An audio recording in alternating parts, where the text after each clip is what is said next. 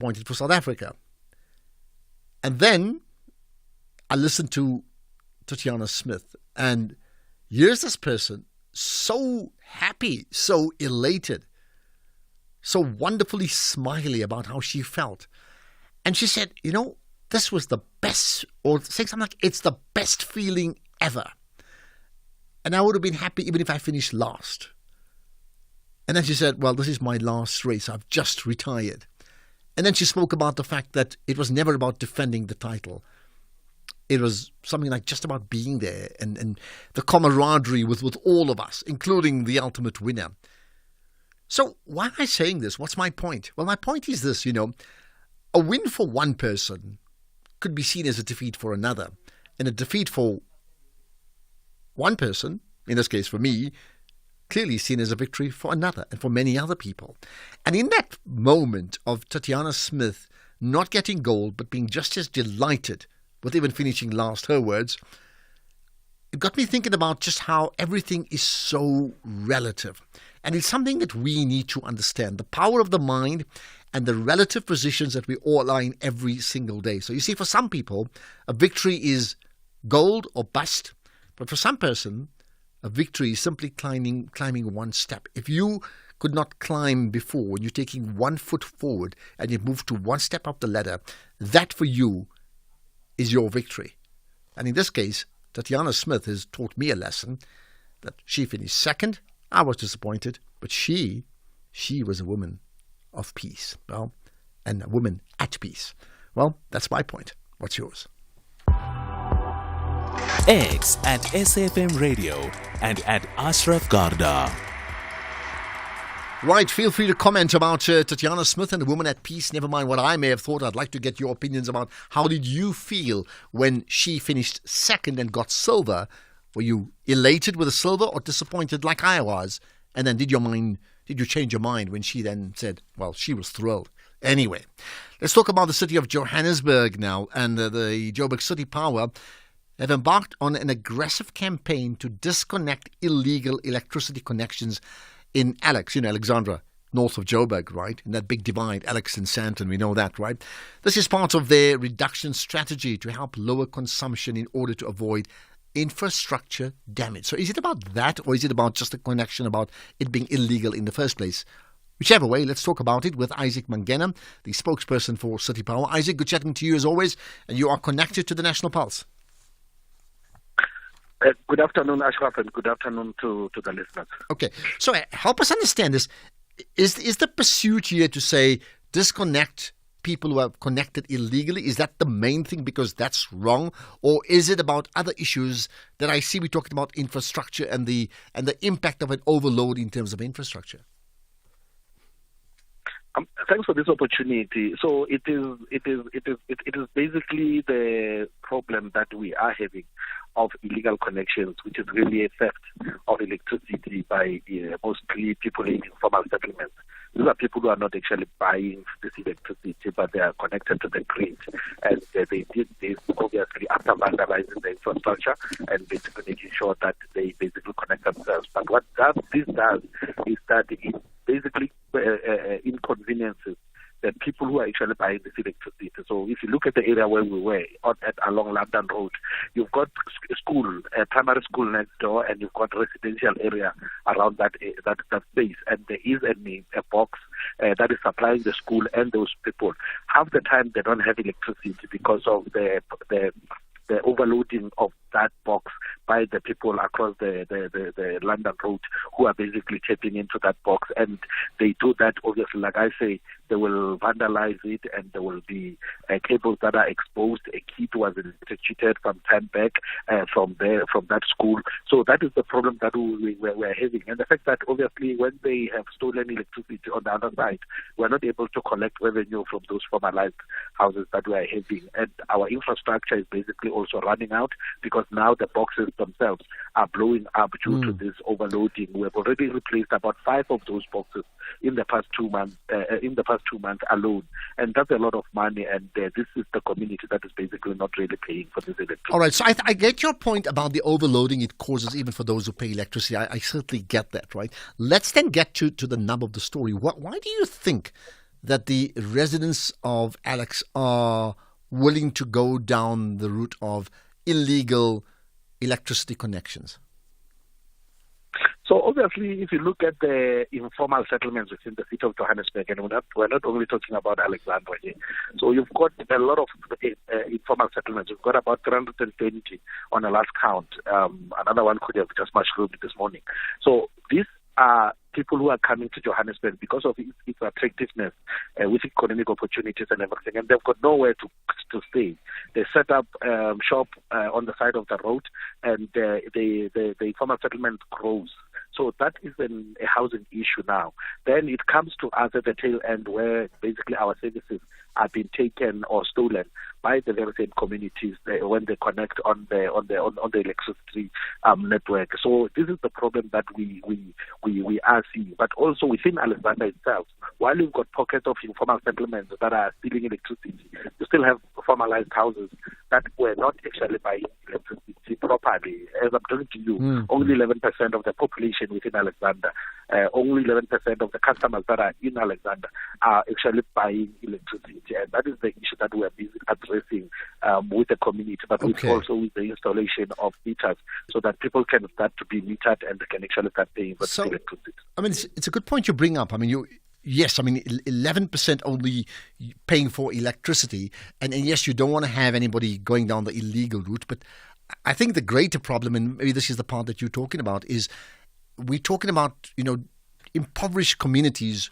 who clearly don't have the money to pay regularly for electricity. They can't afford it. I think even the middle class are struggling, I can tell that to you now, to pay for the electricity bills, and therefore they don't pay. And then the only route for them, because they need electricity, is to go down the route of illegal connections. What I'm trying to get at is, how do we address the issues of, the desperation in terms of society? Because otherwise, it's simply going to be a case of you're going to disconnect now, and maybe 6 months later they'll find another way to reconnect. So this issue of the fact that people are impoverished is really not tested, because if you look at the area, if you basically go there over the weekend, you'll see the kind of lifestyle that the community lives. You'll see the people, the kind of cars that they are driving. They've got, each and every one of those shacks has got a DSTV. Which means that they basically pay DSTV every month without fail to ensure that they stay on. But also you look at the some of those that are really impoverished, and as the city, we do have systems and programs to assist those in terms of the ESP social packages that we have, to say if you are not able to pay for services, including water, electricity, and so forth, come and register. Let us know you, so that we can be able to give you what is free, which is given and subsidized by government. But also, we need to basically be able to say, let's draw the line on who is poor and who is not. And I think most of the people in these areas where we think it's impoverished areas, they are basically able to pay for electricity. But these ones that we were cutting off today, most of them, remember the area where they are not even supposed to be there in the first place. First, they are under the electricity servitude.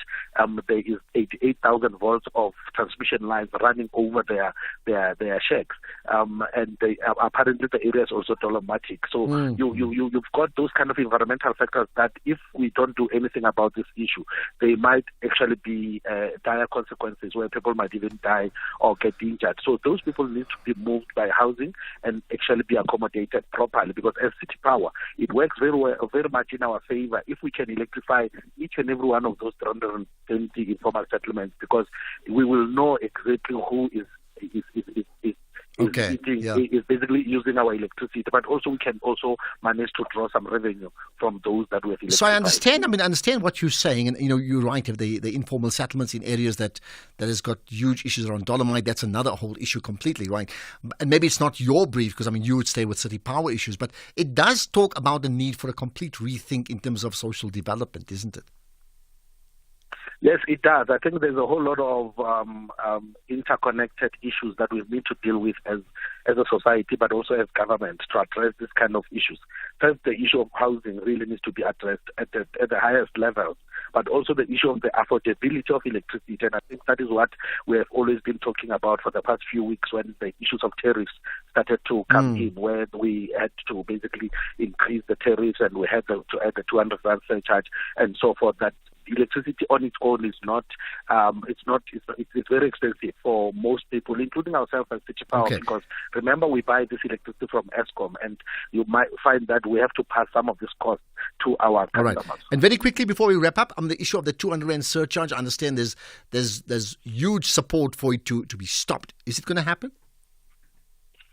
Look, we are ready for any decision that can be made from both council and mayor and the regulator. If they say we should reverse it, we will do so. But currently we're implementing it as part of the revenue, as part of the tariff regime that started on the 1st of July. We haven't been told otherwise. So it's a huge process. It's a long process that's supposed to happen so that we can either review it or stop it. Okay. So currently we are continuing with it until we're told otherwise by council and also the regulator. That's where we're going to leave it. Many people, citizens, feel otherwise, and you certainly know that. I'm sure of that. Isaac Mangena, I appreciate your time. Spokesperson for City Power, but in this case, disconnecting people who illegally connected themselves in Alex, in just north of the city of Joburg. Chomi, I just hope I get auto-assessed this year so I can just accept.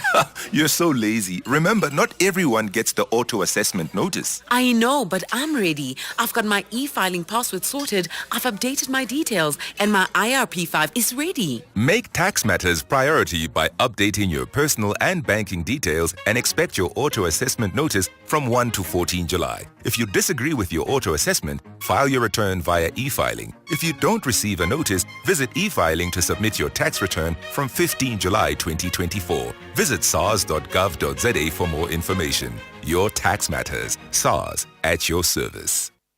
So why should I use We Buy Cars if I want to sell my vehicle? Because We Buy Cars buys cars. But will I get the right price? Of course. We Buy Cars buys thousands of vehicles and knows exactly what every vehicle is worth. Their buyers deliver exceptional service and pay you immediately. And how do I know what they'll pay for my vehicle? It's easy. Visit webuycars.co.za or use the We Buy Cars app. Follow the simple steps and voila, you'll know your car's value in no time. We Buy Cars. Quick, easy, the best.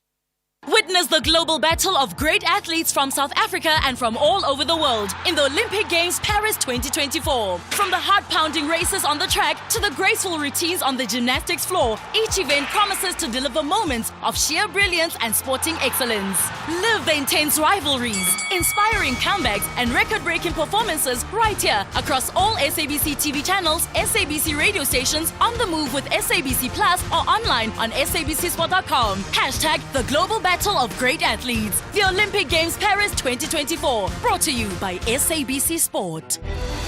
For the love of the game. You are listening to the National Pulse with Ashraf Garda. Do you have an opinion on the issue of the City Power disconnecting of illegal connections in Alex? But it could also apply to other parts of the country, okay? Any thoughts on how to solve that? I heard Isaac Mangena say that, in fact, there are many people who've got DSTV, so, and they still illegally connected. Any opinion? I want to know. 0614 104 107. We'll talk about, some people saying, please talk about the issue of that, the athlete or the boxer from Algeria it is. Let's see if we can do that when Tumi comes on board. But for now, another big issue we need to be talking about is what's happening in Nigeria. And it's part of our Global Watch feature we do every day. There are protests, ongoing protests in Nigeria. Some may say ditto Kenya. Remember that? This is many Nigerians across many of the states are demanding better governance that will ease inflation and change the country's worsening economic situation and this increased cost of living. Basically, they can't afford it. I hear that in so many parts of the world, including South Africa, right? So my guest is Iniola Daniel, reporter for The Guardian in Nigeria. Iniola, appreciate your time for joining, and thanks for joining us in the National Pulse. You're welcome. Good afternoon. Thank you. So, how widespread are these protests? And I'll say this up front, the basic reasons may be similar to many parts of the world, including South Africa. But I'll look at the example of what happened in Kenya fairly recently, where it then threatens the stability of a country. Yeah, the protest has been peaceful. This is the second day of the protest called End Bad Governance in Nigeria. And some also target the Day of Rage. It's supposed to be a 10 days protest against hunger. It should be noted that this is the first time Nigerians will actually be coming out to protest against hunger in the country. So for several years, Nigerians have been quiet while inflation is hitting the rooftop. So the youth have been outside from Lagos to Kano State to Bayelsa to other places, other area in the country. Okay, what are the actual complaints? I mean, I've said something in the intro, but maybe give us more detail about the level of concern from people about some of the big issues that trouble them. Okay, so one is security. We understand that there's been high level of insecurity in Nigeria, especially the northern part of the country. But apart from that, I think the main issue that is facing the country is inflation and the increase in tariff. Also, the removal of fuel subsidy has been hitting hard on businesses and everybody. Several businesses have closed down. Businesses worth 500 million of naira have closed down in Nigeria, and the owners are leaving to Canada. So the main issue is that the president, when he came on board, he removed the fuel subsidy and inflowed the currency and further devaluate the Nigeria currency, making it difficult for people. Also, he removed the electricity tariff, which people are still struggling to even pay. The president removed that, and also the import duty tax. Also, the Nigerian government, the Nigerian president Bola Ahmed Tinubu also increased import tariff, which make it difficult. The kind of car Nigerians could buy for 500,000 naira in 2014 and 2016. Today, that same car is 5 million naira, and even some are being sold for 7 million naira. So it's actually difficult. So this is a big issue that Nigerians are not known to be the kind of people that come outside to really protest. You know, if you are in Nigeria, we use local parlance, we use a common language, and that we say it is well. So we know Nigerians to be saying it is well. So whatever the government throws at them, Nigerians are always accept and say it is well, it is well. So it is well has been the main issue. That has been the main language Nigerians speak, and has been affecting Nigeria for a very long time, for decades. So instead of demanding for accountability, Nigerians just accept and move on. But this time around, the youth, especially the Gen Z, cannot take that. Cannot accept. What has been the response? What has been the response from the? Okay, what has been the response from the government? For almost 48 hours since the protest started, the president is yet. I'm saying it again. The president is yet to address the nation.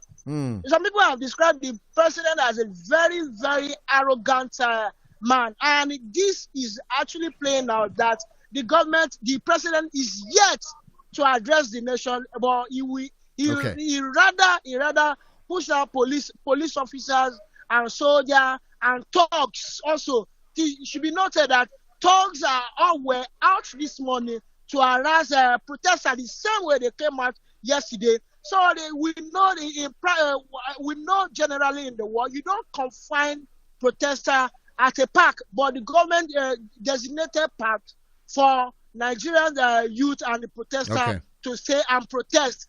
And so why the protesters said they want to maintain a service lane, the commissioner of police later came around to really address the protester and finally granted the youth the service lane to really protest. So while there are few vehicular movements, the tension is still high currently because there are thugs hanging around, thugs who were paid peanuts to really attack protesters. Okay. They are hanging around. And it should be noted that 12 protesters are currently in police detention. 12 of them. Nigerian lawyers and other 12 of them are currently in detention, while several have been killed across the country.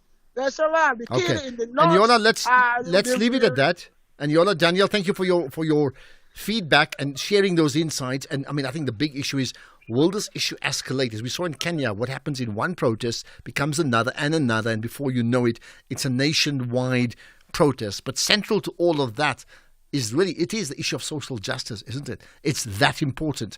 And Yola Daniel, reporter for The Guardian, Nigeria. Let's get the news headlines now with Madupi Makhalemele. Thank you very much, Dr. Ashraf Garda. In your headlines at 3:30, the 12 suspended learners from Pretoria Girls High have been found not guilty of misconduct. The ANC says it can only regain the lost ground by bringing back political activism, which will help it reconnect with the population. And there's good news for motorists, as they can look forward to marginal relief at the pumps from next week. I'll be back with a full news update at 4. SAFM, guiding you through the rush hour traffic. Good afternoon. Starting off in Gauteng, the M1 southbound in central Johannesburg is slow moving towards Crown Interchange. The N3 southbound in Alexandra has a crash before London Road. The N12 R24 westbound in Bedfordview has a crash before Giluli's interchange. Slow moving traffic reported on both routes. And the N1 southbound has delays after Grasmere services, and Jan Smuts Avenue in Dunkeld West has a crash reported near 12th Avenue. In KZN, the N3 eastbound in Pinetown is slow moving at Marion Hill Toll Plaza. The N3 westbound has a crash reported at Cliffdale. The N2 southbound is queuing towards Spaghetti Junction. The M4 has a crash reported at Virginia Airport, and on the N3 and Van Reenens Pass. High winds reported on that pass, with stationary trucks in the area waiting for the wind to ease. In Cape Town, the N7 Jakes Harville Drive southbound is slow moving at Voortrekker Road. The N1 outbound is queuing towards Okavango Road exit. The M3 southbound is slow moving towards Rhodes Drive. The M5 southbound is slow moving towards Kuburg Interchange, and slow moving traffic reported in that central Stellenbosch area. With your traffic update, I'm Irma Jean. This is SAFM Sports with Tumi Nkgapele. I know you're going to talk about the other Minister of Sport later, but let's get to our Minister of Sports, Tumi. What are you going to talk about today? The day after the night before. Listen, there's a lot to talk about with regards to the Olympics. A very good afternoon to you, Ashraf, and our listeners.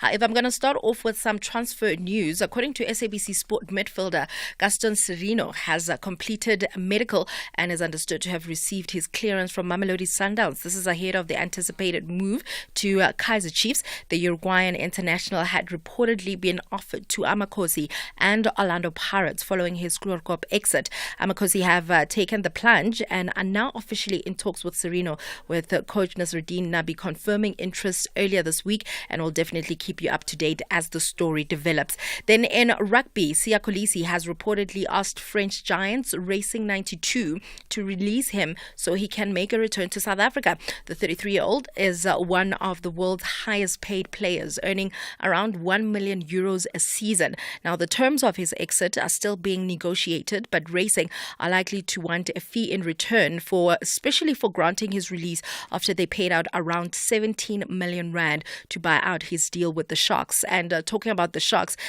are reportedly the favourites to land him. So we'll definitely keep a close eye on that one. But moving on to the Olympics, starting off with athletics, SA 100-meter record holder Khani Simbini, he faces a heavy burden of expectations as he approaches his third Olympic Games in Paris. The Olympic 100-meter finalist will begin his campaign in the heats tomorrow, and that's around 11:45, competing alongside local sprinters Sean Maswangai and Benjamin Richardson. Now, the semi-final is set for Sunday at 8 p.m, with the finals showing around 10:10 in the evening, where Simbini aims to secure his first ever Olympic medal. Right now, I used to look at, who's coming into the competition, who I'm going to race against. But I think this year it's just different mentally and just myself. I think I've just been focused on myself and my journey and how I am going to race and how I'm going to put my race together. And that has been something that has been working for me this whole year, and I'm happy with it. And that's how I'm looking at it here. It's just me and my lane and me running my race pattern the way I want to. In results from earlier on in swimming, Chad Leclos failed to advance beyond the 100-meter butterfly heat at the Paris Olympics today, but he has vowed that he's going to continue swimming. He ended second in his heat in 52.24 seconds, which was good enough for 24th overall, missing the top 16 by just 0.6 seconds. Now, this was his only event at the Games and the first showpiece in 4 visits where he has not made a final at least. He was fifth in the 200-meter butterfly at Tokyo 2020. The 32-year-old had carried an injury coming into the gala, but had been hoping to sneak through into the final of an event which he had won 2 Olympic silvers at London 2012 and Rio 2016. Yeah, look, the guys were really amazing to be here.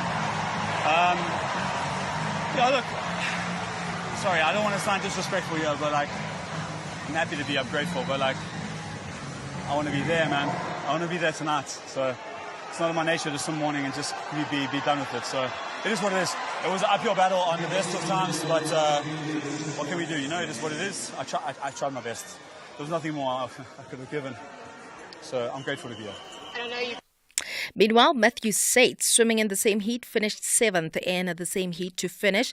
And then Rebecca Meda advanced to the 200-meter individual medley semifinals in the evening, squeezing through in 16th place in 2 minutes and 11.96 seconds. Then finally, Minister of Sports, Arts and Culture, Gayton McKenzie, has hailed Tatiana Smith as the greatest Olympian. As she announced her retirement, Smith announced that she was hanging up her swimming cap after taking silver behind US Kate Douglas in a race of high quality. The minister urged the 27-year-old to use her early retirement to encourage the next generation of young swimmers. And a big congratulations to her. I never expected her to retire, but it is what it is.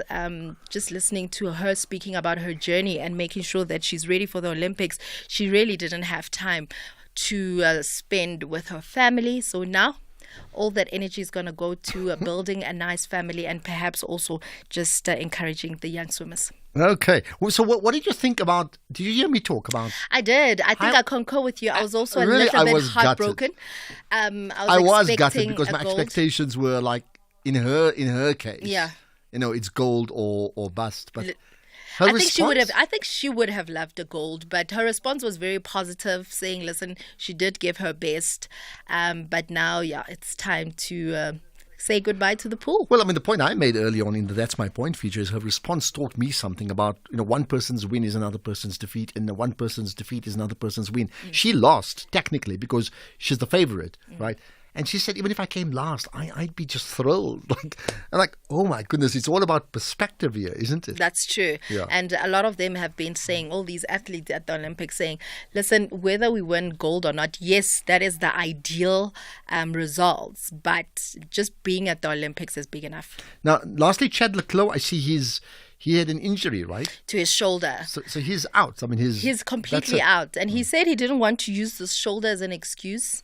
But for him, he's not out of swimming as yet. A lot of people have been saying perhaps he needs to retire. But you can just see that he still loves swimming. And he said he's going to compete again, I think in December, against the very same people that he competed against. Yeah. And he's going to give his best. But it's unfortunate that he's not going to be in the semis. Hopefully he will come back as he wishes to come back. He's had a great Olympics, then 4 years later, not so great. Yeah. And now another one where he's out before he even started. And I was listening to the commentators, they were calling him the Phelps Slayer. Unfortunately, well, he was, he's not anymore. Time moves on. He should have a cup of coffee with Tatiana Smith. I'm sure they will, to try and understand the mental aspect of coping with setbacks in one's life, isn't Absolutely. it? Okay, thanks for that. More sport in an hour. By the way, what about you? How do you cope with setbacks? So I'm saying here's 2 examples. Chad Leclos and his setback where he's got an injury and he didn't even qualify for the semis. And then you get Tatiana Smith coming in as the favorite. She doesn't win.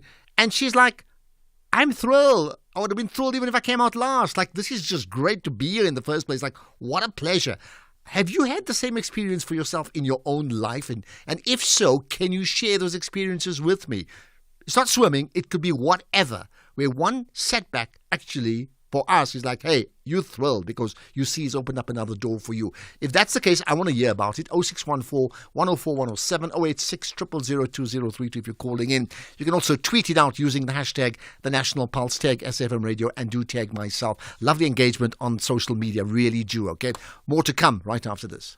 It's Truck Month at Ford, and that means one thing. You save big when you upgrade to a 4x4. Get a Ford Ranger Wildtrak 4x4 Auto Double Cab for only $12,999 per month with 0% deposit. That's only $12,999 per month with free 4x4 driver training at your nearest Ford dealer today. T&Cs apply. Discover the new snack and save deals at Dis-Chem Pharmacies. Get 2+1 cheapest free on any bars, drinks, plus snacks. When you're in the mood for a comforting chocolate, or craving a collagen bar for a beauty boost, or even some biltong for the upcoming game, get to Dis-Chem for our snack and save combos. There's plenty to choose from, with something for everyone. Offers valid until 11 August. Excludes all advertised products. Dis-Chem Pharmacies. Better health starts here. Okay. So what do we have here? A new dub telenovela on S3? The last one was absolutely amazing, so let's see what this one's about. Paloma, a seamstress and single mother, receives the wrong test results and finds out that she only has 6 months to live. Interesting. She decides to live her best life and do things that she never had the courage to do. Understandable. Paloma unexpectedly finds love from a stranger she slept with. I see. She finds out that she received the wrong results and decides to meet the man who actually has 6 months to live? Wait, what? And right there, I know I'm hooked. Channel your inner drama with Bomb Successful, a life worth living. Weekdays at 4:30 p.m. only on S3. Open up. S3. The National Pulse with Ashraf Garda. Weekdays, 3 to 6 p.m. Right, so give me your thoughts about Chad Leclerc and really dropping out. Tatiana Smith, City Power.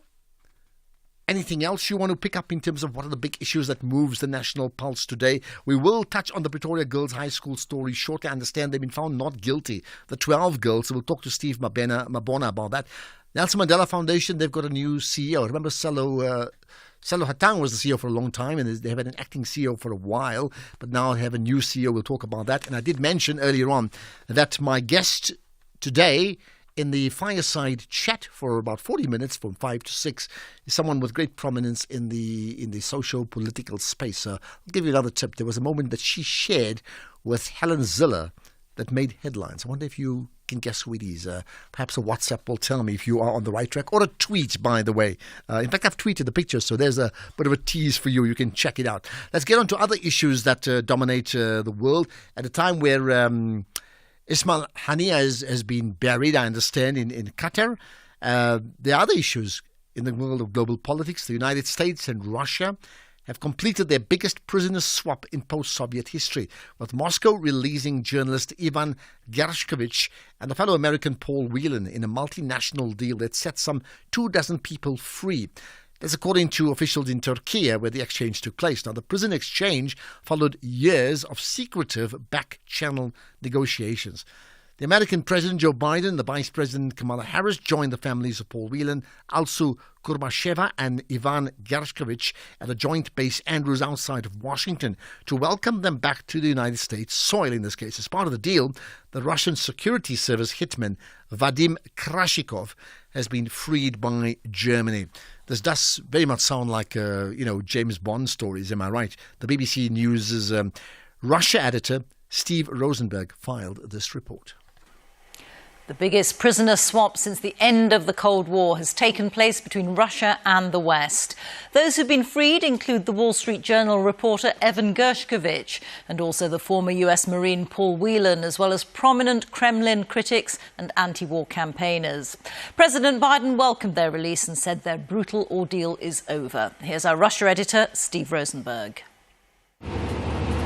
He was out of jail, but not free yet. Reporter Evan Gershkovich and former US Marine Paul Whelan. He'd spent more than 5 years in a Russian prison. But this was the start of their journey to freedom. Along with other prisoners to be swapped, they were flown to Ankara Airport in Turkey. And the stage was set for the largest prisoner swap since the Cold War. Those Moscow had released went one way. The Russians they'd been exchanged for boarded their plane home. The swap involved 26 people being held in 7 different countries.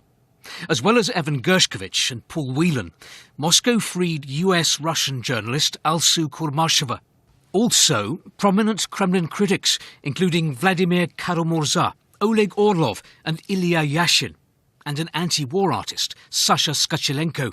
Swapped, among others, for this man, convicted assassin Vadim Krasikov, identified by German officials as a Russian agent. To set up a prisoner swap. Evan Gershkovich's boss says she's overjoyed to see her reporter free, but it feels all wrong to be trading people who are entirely innocent for, a convicted criminal, an assassin. But, we wanted our man back.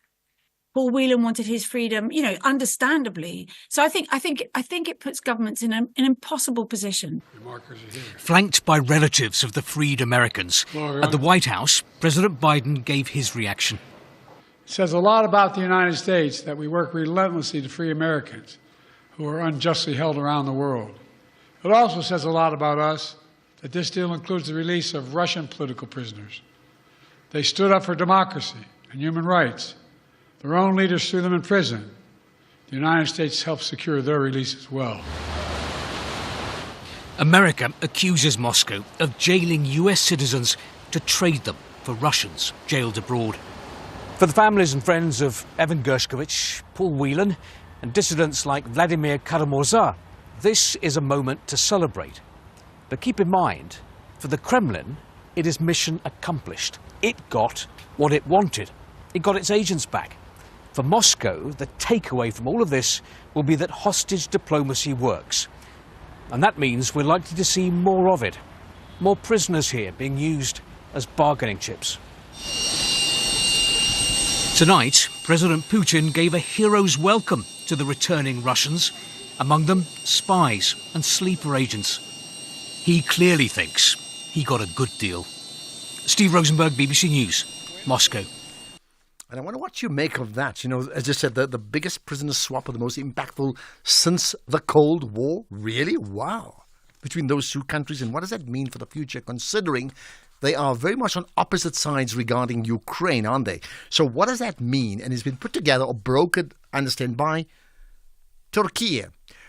Right. We're going to talk about other issues that I think would certainly grab your interest. And after 4 o'clock, we'll talk about that Pretoria girls issue that, we need to find out exactly what has happened there, right? And then including that conversation with the new CEO of the Nelson Mandela Foundation. But the Independent Electoral Commission, well, they've got a clean audit. What does that mean? Well, that comes up next. Mzansi Africa's beautiful game is back. Reigning champions Ezimnyama Ngani want to do it again, but they must conquer their battle against Kevin Hunt and his troops. However, Matsatsansa Bidori have a massive plan to march to the semi-final. This is the MTN 8 quarter-final. Wafa Wafa. Orlando Pirates versus SuperSport United. This Saturday, 3 August at 5:30 p.m. Live on SABC 1 and SABC radio stations. Also available on SABC Plus and SABCSport.com. # We Love It Here. Proudly brought to you by SABC Sport. For the love of the game. Winners, finalists, fan favorites, and viral sensations from previous seasons of America's Got Talent return to the stage to compete for the All-Star title. Join Heidi Klum, Howie Mandel, and Simon Cowell as they decide who is the best of the best. The creme de la creme, the top dog, is in Tamatota. It's a festival of talent on America's Got Talent All-Stars. Saturdays at 6:30 p.m. on S3. Channel your best entertainment with America's Got Talent All-Stars, only on S3. Open up. Right, many insurers claim to be the best, but the proof, many insurers claims to be the best, and the proof are in the numbers, right? Outsurance has consistently had, in the numbers, they've certainly had it, Outsurance has consistently had the very best ombudsman for short-term insurance and more. This is for the last 11 years. And Outsurance clients always get something out. So Outsurance pays over 1 million rands. I understand that one. Okay, there's a typo here that I need to fix up here. They pay over 1.77 million rand, if you got that right. Out bonuses every day. Now, why would you neglect or omit that issue? So you can connect with Outsurance themselves. You can SMS out to 30754 and 30754. You got that SMS out to 30754. If you need to know more, you connect with Outsurance. You can go online as well. T's and C's do apply. You are listening to the National Pulse with Ashraf Garda. Right, let's talk about, there's been lots of conversation earlier on, when I say early on in the last few months about the role of the IEC because we had an election and what that really means. So that's one part of it. But the other part is just the overall governance of that organization, the Independent Electoral Commission. Now, the chairperson of the IEC is Masutu Muepya, and we're talking to Masutu because of developments around their issues around funding and a clean audit report that I think is significant. So let's find out more about it. Masutu, I appreciate your time. Thank you so much, Ashraf, and good afternoon to your listeners. Thank you. So my eyes on that fourth consecutive clean audit report. Tell me about it. Well, it's a source of pride and, a confirmation that we do indeed run a sound institution. We know it's not very easy. We've been at this before, and, it can also escape you. But, to have had this for 4 years in a row does speak to, a very sound set of controls that we have in the institution. It speaks to good governance that we have, and those are the kind of things we would want to keep intact. It's interesting you say that because there are many organizations, whether they're part of government or other companies as well, and there's big issues around their audits or the lack of clean audits that you just talk about. So tell me then about the governance that you refer to that ensures you get these clean audits, meaning give us an insight into how much effort goes into accountability and good governance. Well, a great deal of effort goes into designing sound systems of internal controls from the accounting officer's point of view, and I wish he was here to speak to this himself. He's not here, Saima Mabolo, that is. But there are a stringent set of internal controls that we have in place, and we are indeed very strict on our policies, how we receive funds from the state, how we spend those funds, and how we account for those funds. And we simply do not have tolerance to laxity in the area of those controls. But also it speaks to the fact that we need to comply with the spirit and letter of the law.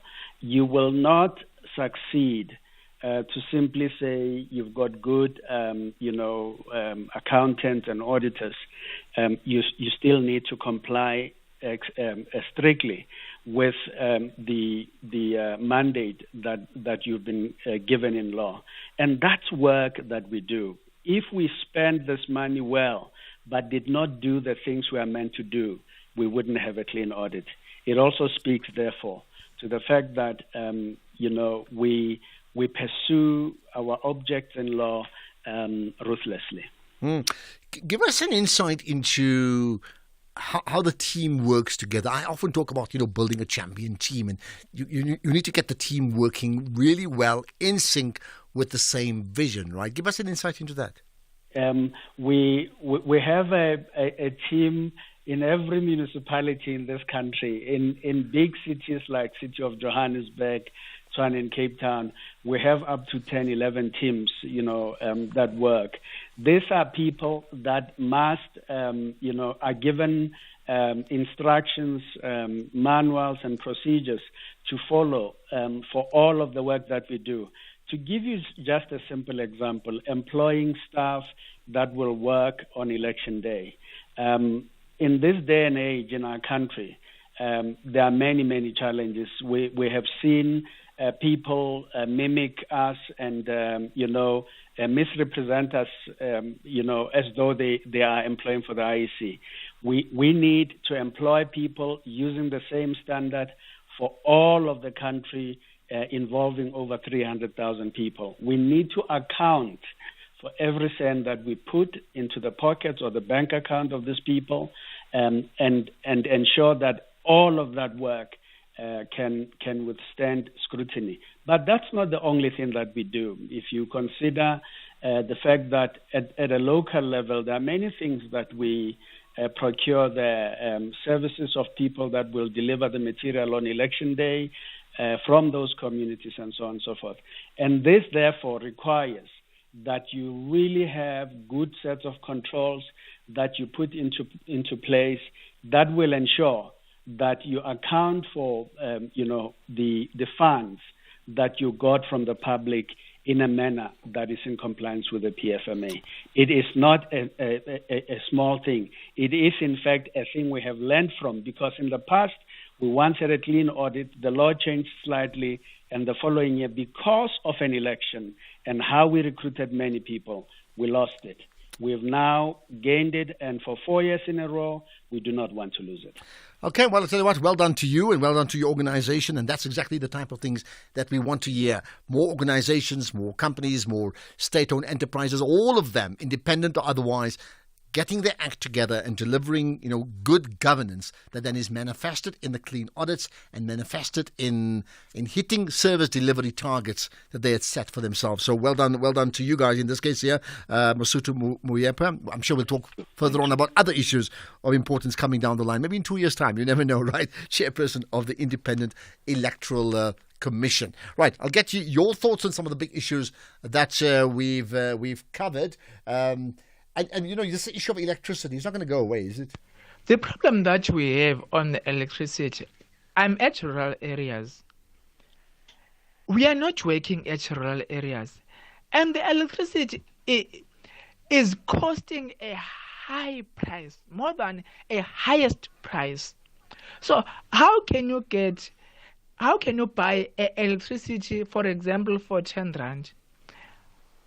And then you get a 5 watts. It means that is costing. Maybe if they want to limit this illegal connection, they must have a reasonable price for us at rural areas. Well, I think that's the gist of it. What is a reasonable price? They need money. If they don't get money, they can't provide service. And then the people can't afford it. Even those who get jobs can't really afford it. People are struggling. You may have heard yesterday in the budget speech with regard to Gauteng in terms of agriculture. Hunger is a key word in South Africa. It is something that we're all grappling with. Lanius Mashile, let's get your thoughts on some of the big issues we've raised today. Hello. Ashraf, good afternoon. 2 issues. Yeah, go ahead. Ashraf, I think all of us now, we are tired of the Ukraine-Russia war. And it looks like the West, including the Americans, they are actually fanning that war, which actually kills Russians and Ukrainians every day. And yesterday, then we have just learned that the West, led by the U.S., has achieved negotiations of swapping prisoners for the first time after the Cold War. And that actually signifies that the U.S. as well as the West, they are capable of actually negotiating and finding the end of that war.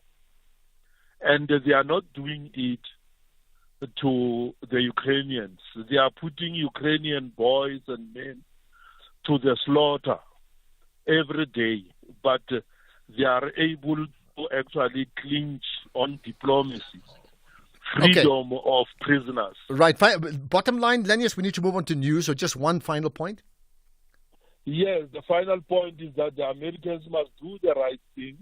If they are capable of actually negotiating with the Russians, they should be able to negotiate the peace in Ukraine as well as the one of the Israelites. Okay, got that. We need to move on. Lennius, thanks for that. Couldn't get your thoughts on the Hamas leader. There's just not enough time. Let's get the news now. It's 4 o'clock with Madupi.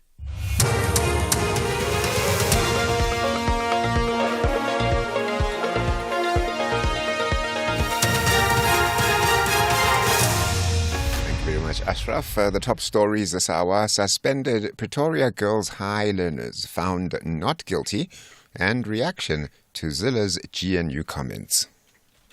A very good afternoon. The 12 suspended learners from Pretoria Girls High have been found not guilty of misconduct.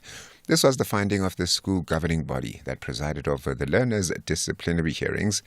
The learners were implicated in controversial WhatsApp group conversations allegedly filled with racial comments and complaints about black pupils.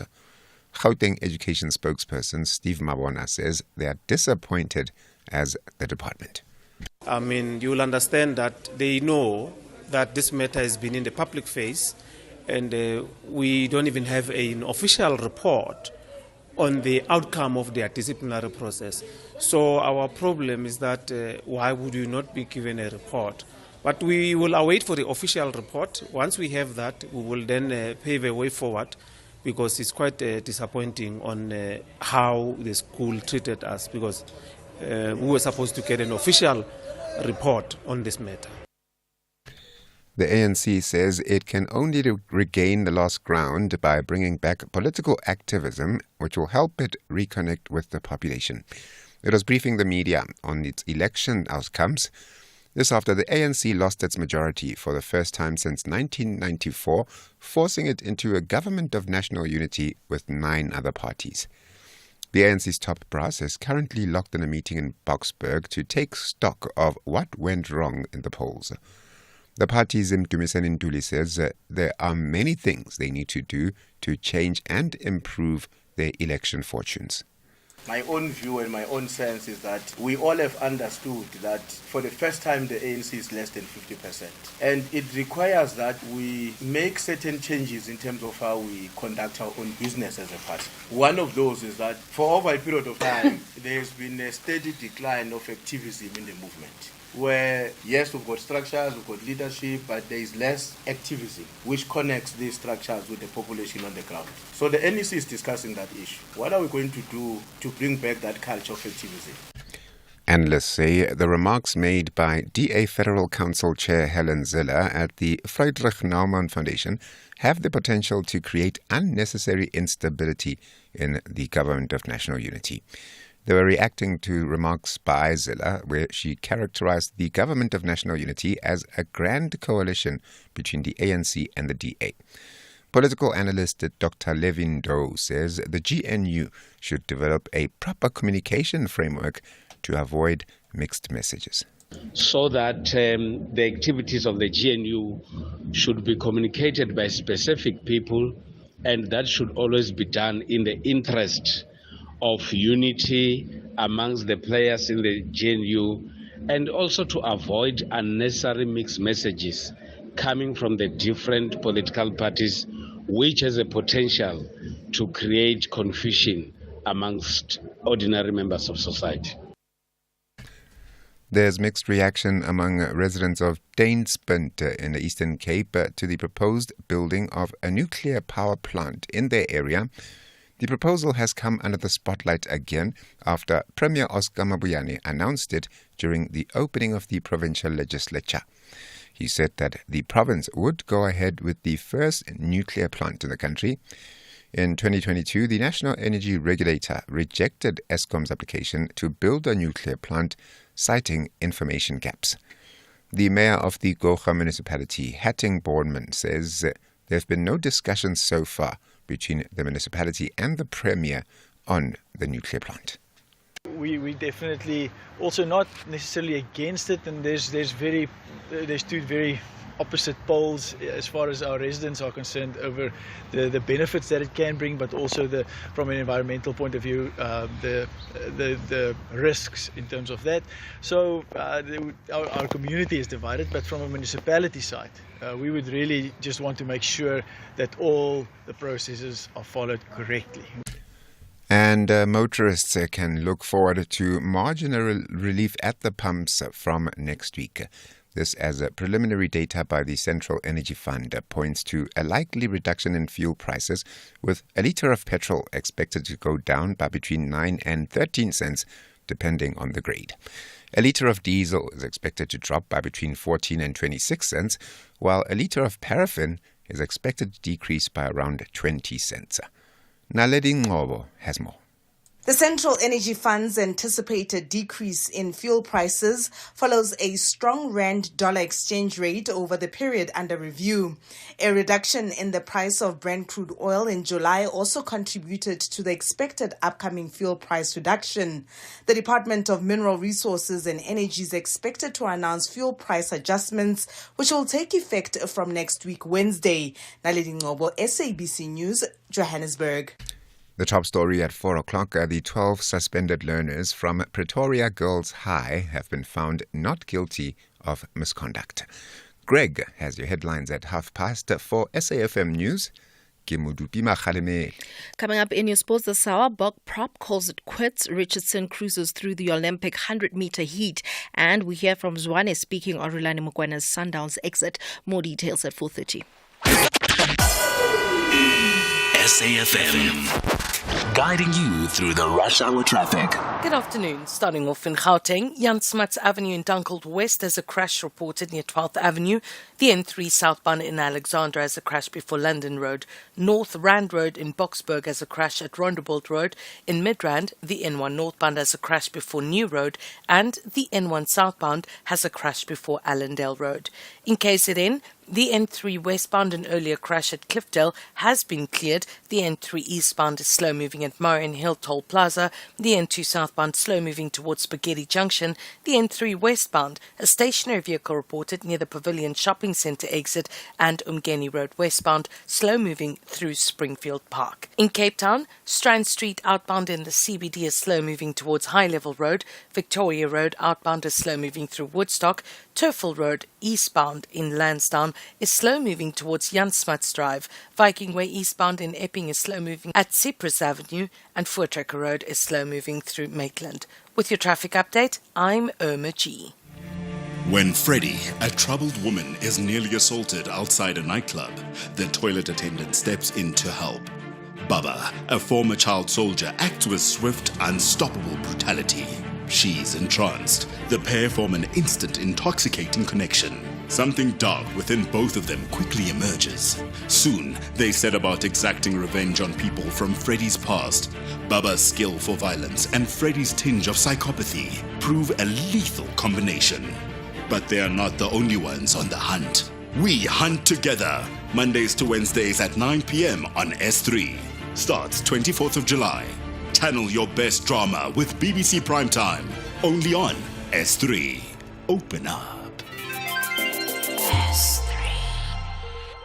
Witness the global battle of great athletes from South Africa and from all over the world in the Olympic Games Paris 2024. From the heart-pounding races on the track to the graceful routines on the gymnastics floor, each event promises to deliver moments of sheer brilliance and sporting excellence. Live the intense rivalries, inspiring comebacks, and record-breaking performances right here across all SABC TV channels, SABC radio stations, on the move with SABC Plus, or online on sabcsport.com. # the global battle of great athletes. The Olympic Games Paris 2024. Brought to you by SABC Sport.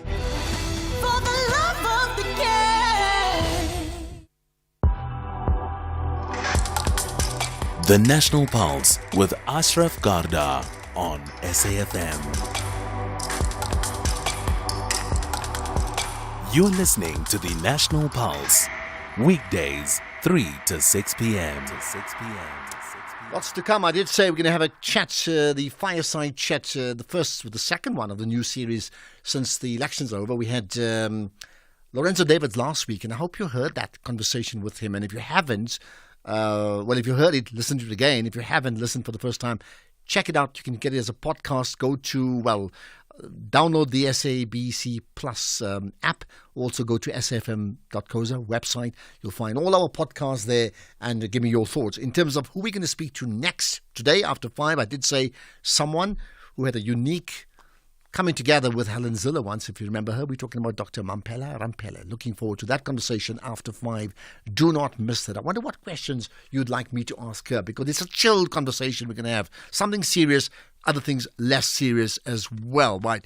Okay, one thing that's very, very serious has been the issue of the Pretoria Girls High School. Let's get some context here. We know the story of, there was a WhatsApp group, so I understand. Do I need to say alleged WhatsApp group? And there were 12 Pretoria girls who were part of this WhatsApp group, all white girls, and I understand that they had commented on issues that bordered on, misconduct or racism. And they were taken to task. The 12, I think 8 of them are school prefects, whatever they call them these days. And then also the head of the school, the principal, was also suspended for effectively neglecting what had happened before that. Now, there's been an investigation into what actually happened. We have with us now Matakanye. Matakanye was the General Secretary of the National Association of School Governing Bodies. So, Matakanye, I appreciate your time and thank you for joining us on the National Pulse. Afternoon, Garda. Thank you. And all your listeners. Thank you. I tell you what, this issue has certainly got people's pulses racing for the better part of a week or so. Now, I understand there's a significant outcome, right? So, let's start at the end. What's the outcome? Come again?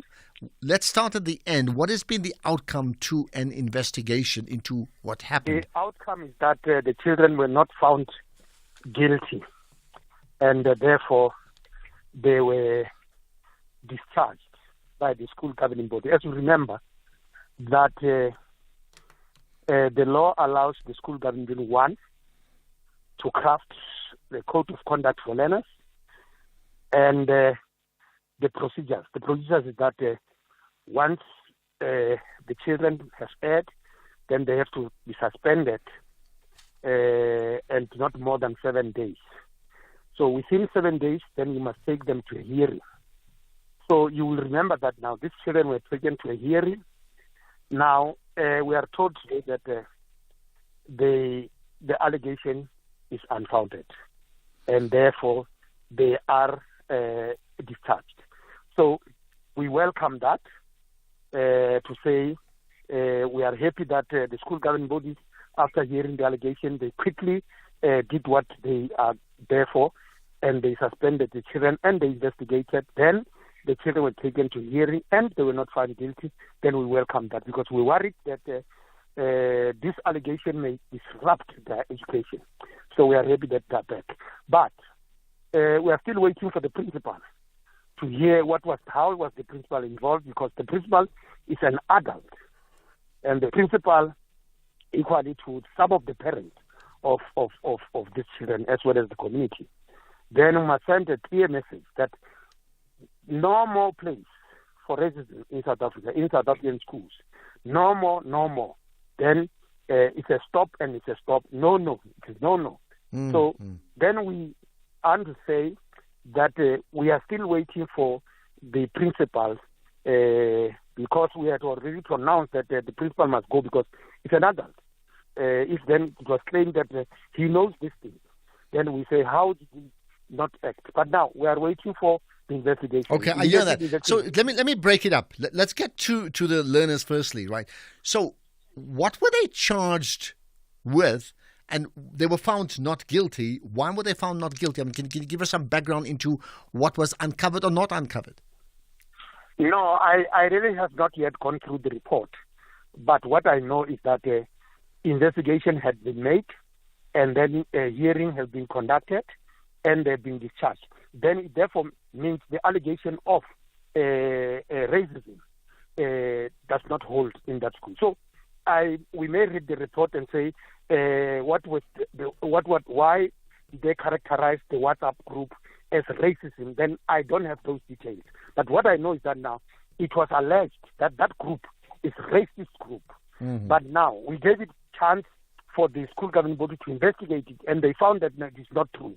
As it was characterized. So did the school governing body, in a way, we should be talking to them as well, did the school governing body, in its findings that discharged these learners, did they give a commentary on that? Did they help us understand what was uncovered or not?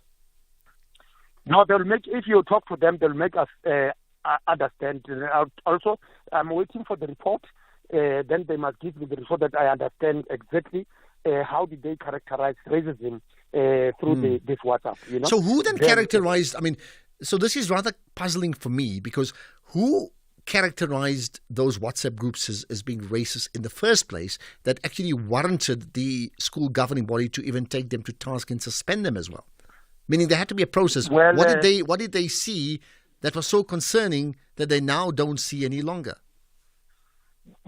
That's why I'm saying I'm waiting for the report that why they characterized it as racism. But what we know is that the children, the African children, reported the matter.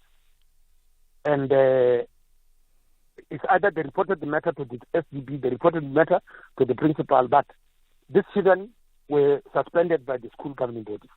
So when they got a report that characterized the behavior of those 12 children, then it was perceived that now this is racism, and hence they were suspended. Okay, so now we can assume that those comments were not racist.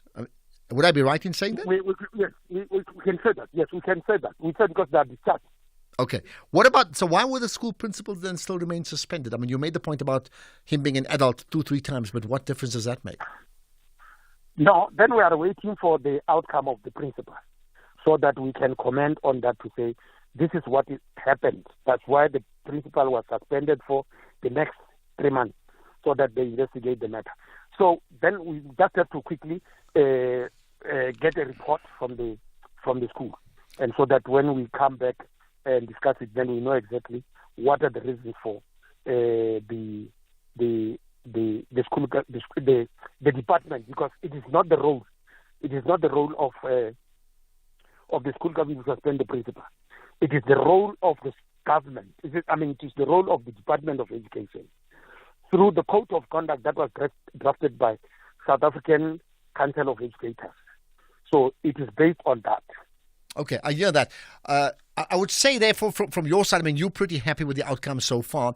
I would suggest then, if somebody has made allegations about learners and they've been found to be untrue, I'm going to suggest that will impact on the morale of the school dramatically so. And when it's also separated on the basis of race, that perpetuates the problem even further.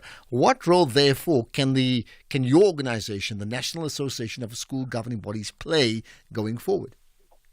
We have to rehabilitate the children. We have to address the school governing body so that now they must go back and address their children, to say that we must be very careful at times when there are allegations. Let's not pass judgment. Let's wait for the outcome. So do we have to rehabilitate? Do you have to rehabilitate the children who made the accusation, or do you have to rehabilitate the learners who were suspended? We have to rehabilitate the whole school. I think the children who were alleged that their remarks were racist, they have to be rehabilitated, those children. The children who reported the matter, that this matter is racist, they also have, and maybe the whole school, then we have to tell this whole school, and so that the department can send the counselors to come and counsel all these children in the school. And we've spoken about diversity training. I think someone said there'll be the Matthew Goniwe School of Leadership will get involved in that. I would suggest, so this is a bit of an anomaly. On one hand, nothing's been found, so there's no story, but clearly there is some story, and I would suggest that not just this school, but many other schools around the country, in terms of understanding diversity and race consciousness, that needs to be tackled as a sense of urgency, not even after the event, but before the event. That's a lesson. That's a lesson that we learned. It must be a continuous project to really keep on teaching, keep on developing these children, developing even their communities, their parents and everybody, so that we are one in this country. There's no more who and who. We are one. We are all equal before the constitution of this country. So that they must know, both children, white and black. Because you remember that it is not for the first time. You remember last it was the question of the hair. Yes, at the same school. That's right. You remember? Zakia Patel, I think it was, but I certainly know the name. Yeah, I know that. 2016, I think it was, yes. That's correct. That's correct.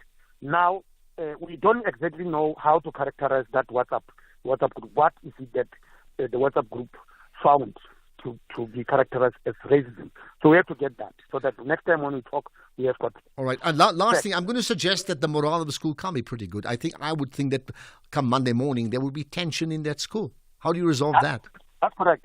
That's why maybe we are advising the department to quickly go to the school, send their social unit, so that they can go and talk to the children, talk to the whole school, talk to even the teachers and everybody. Maybe for the whole week they must go in the morning, then talk to them, and talk to them. I think it will be proper. Maybe just the last thing, considering what happened, would you say that perhaps whoever took charge to suspend the learners jumped the gun? That means that it didn't have to. It did not have gone this far. No, they did not jump the gun. When an allegation is reported, that is the process to prove whether it is true or not. So you can't ignore it and say, no, this is an allegation. No, it's an allegation. But once an allegation has been reported, then you must suspend and make an investigation. And it was done. Okay. And I want to find that after investigation, they were not found guilty. That's where we'll leave it. Appreciate your time, Matakanya, General Secretary of the National Association of School Governing Bodies. I must tell you, I'm rather confused about this issue. Do you share my sentiments? 0614 104 107. To call in 086 000 2032. You can also comment on social media, on Facebook, as well as on the X platform. Just tweet us out. We'll chat to the newly appointed CEO of the Nelson Mandela Foundation after this.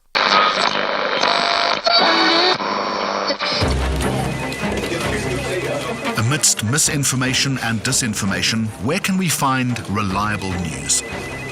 Turn to radio, your trusted source for truthful updates. For over 3 decades, we've upheld integrity as a signatory to the BCCSA Broadcasting Code of Conduct. Count on us for news you can trust. Say no to fake news. Radio, keeping it real since day one. A message from the National Association of Broadcasters. Tune in, trust, and stay informed. X at SFM Radio and at Ashraf Garda. Okay, let's talk about a significant appointment. I say significant because not everybody gets to be the CEO of a foundation called the Nelson Mandela Foundation. It stands for all the things that we would understand Nelson Mandela stood for all these years ago, right? And continues to stand for even in his absence because of the very nature of the foundation itself. So the newly appointed CEO of the Nelson Mandela Foundation is Dr. Imbongiseni Buthelezi. So appreciate your time. Well done. It's like thumbs up. What a position. Thank you, Ashraf. Thank you very much. Thank you. I mean, would I take it that, let me ask you this, I mean, would it be something that you have coveted in your life to say, one day I wish I would be there? No, not at all. I think one gets called to lead, gets called to leadership. And all I wanted to do was be a researcher. And there I was happily going on being a researcher. And then I got, in a certain moment, called to lead a research institute, which I've been doing for the last few years. And then this moment arose where there was a call to become leader of the Nelson Mandela Foundation. Did they call you or you call them? A bit of both. Because I've been working with the foundation in various roles for nearly 15 years now. So it's a conversation that I think unfolded over time. Okay, so they're aware of what your abilities were, right? Let's then talk about what do you see your role and your vision? It's an interesting one. I'd probably ask the same thing of the president, and in a strange way. I mean, you're not the president of the country, but like, look at the position that you hold. It is strategically so important. It is indeed, and I think it's an organization. The Nelson Mandela Foundation is an organization that I think can be immensely helpful, especially in the moment we're in the country. There's a lot that needs to be figured out anew. And Madiba developed a method of dialoguing, especially in the time after he founded the foundation. He used it to create a space for dialogue. And I think dialogue is what is needed in this moment. And so the foundation can play a role in helping us, I think, work through what the future needs to look like in this country. Are you happy? My role is... Yeah, sorry, continue, please do. Yeah. My role is, I think, to help shape that, to help shape what the foundation, how the foundation goes forward from where it's been in the past. It's fortuitous that I'm coming in a moment when there's a new government, and there's a maturing of our democratic system in South Africa, what was envisaged by the Constitution. And I think it is then that I then need to work with other people, need to work with stakeholders of the foundation, the board of the foundation, to figure out what it is that the foundation can best offer in this moment in South Africa. I suppose the same could apply to the Nelson Mandela Foundation and say there's a maturing of the foundation and therefore maybe a rethink in terms of where you are. And I say that because, and I've certainly attended many events at the foundation. I'm well aware of what it does for all of us, right? And I'm on side to it. But I'm aware that in many ways you can say that it's lost its luster. There's been problems at the foundation, and then compounded by then the departure after a long period of its CEO Sello Hatang. So there's a need clearly to find something to give it new vigor. I mean, I don't think that's up for debate. I mean, that's a given. Even other trustees have said so, isn't it? Yes, indeed. I think you're right, Ashraf. It is the foundation has gone through a difficult period over the last 14 odd months. And this is a moment, I think, to give it new vigor, to give it new direction, to bring focus to what it does much more sharply than I think we've had for some time now. So it is taking the organization forward. The new moment, I think, offers us an opportunity. Okay, I'm not going to throw in the word government of national unity, not at all. But having said that, what do you see your role as the Mandela Foundation in South Africa now? It is, I think, in part to deal with the old questions that we've not been able to answer satisfactorily for ourselves. So, for example, I think the land question remains quite a contested question in South Africa. The land reform program, for the most part, has been called a failure by people like Tembeka and Ngugaitobi. And so I think the foundation can offer us a way to convene a new dialogue that I hope can take us forward. It is also, I think, critical for me that the foundation listens in a way that government somewhat had lost the ability to over time. It needs to find that now in the dialogues that the president has talked about convening, for example. Similarly, I think an organization like the Nelson Mandela Foundation that bears that legacy of Madiba needs to have a way to listen and listen very carefully to society. But beyond listening, I think you're right about the listening. Does it also need to be more interventionist? I say that because I think at the time when there was a big uproar around the leadership of Jacob Zuma, the foundation, including at that time Sello Hatang, was very clear in terms of the position of the foundation. My sense in the last year and a half or two, I've heard very little coming out of the foundation in terms of taking up positions. And maybe I'm wrong, because maybe I just don't see it, right? But my question, therefore, to you, especially now, you're not a political party, but you do have, because you bear the name of Nelson Mandela, you have this responsibility of effectively being interventionist to reshape society. Do you see that role beyond, July 18th? So, yes, I think the foundation can play a critical role in being the conscience of society. And not just in South Africa, but in the world over. It's not just the role of the foundation, of course. I think it's the role of broader civil society. And the foundation can play a role in working more collectively with other people in civil society But it has also, I think, been playing quite a useful role in trying to be a mediator around the Israel-Hamas conflict, for example, hosting dialogues with people in South Africa, but also with people from other parts of the world, to try and help find a way towards peace in that conflict. Some of the work that the foundation does and will continue to do is work that does not grab headlines. The foundation can be very effective where it convenes dialogues that happen behind closed doors. And so when it's not a very public voice that it offers, it doesn't mean it's not doing anything. And so we need to find a balance, a way of demonstrating what we're doing, but at the same time also being able to hold those conversations that need to be held behind closed doors. And as we wrap up, maybe just a quick one-liner for yourself in terms of your skill set. I mean, your pitch for yourself.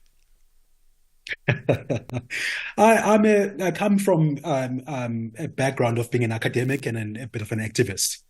Have done a lot of work in the land sector, for example, and serve on a number of boards of civil society organizations. And it's that which I hope to bring with me, where we can really begin to build, working collectively, I think, as civil society to achieve greater impact. The foundation can play a catalytic role, I think, in that space. And it should. Well, let's leave it at that. Dr. Imbongiseni Buthelezi, looking forward to further engagements with you. I think you hold a critical role with effectively the ultimate champion of our country, and you need to champion that cause through the Nelson Mandela Foundation. So much appreciate your time, right? Thank you so much for that. Tell you what, from your side, what do you make of the changes that you're going to see now coming through with the Nelson Mandela Foundation? Think about that. Let's get the news headlines now. Just go on 4:30. Here's Greg House. Catch the Ashraf, in the headlines, the Gauteng Education Department says it will await an official report from the Pretoria High School for Girls on the outcome of the disciplinary hearings of 12 learners. The ANC's first Deputy Secretary General's vowed that the 112-year-old liberation movement will not die in their hands. And a member of the Pan-African movement Africans Rising, based in Nigeria, says the government is attempting to weaken the citizens' protest by spreading false information. There's a full update at 5.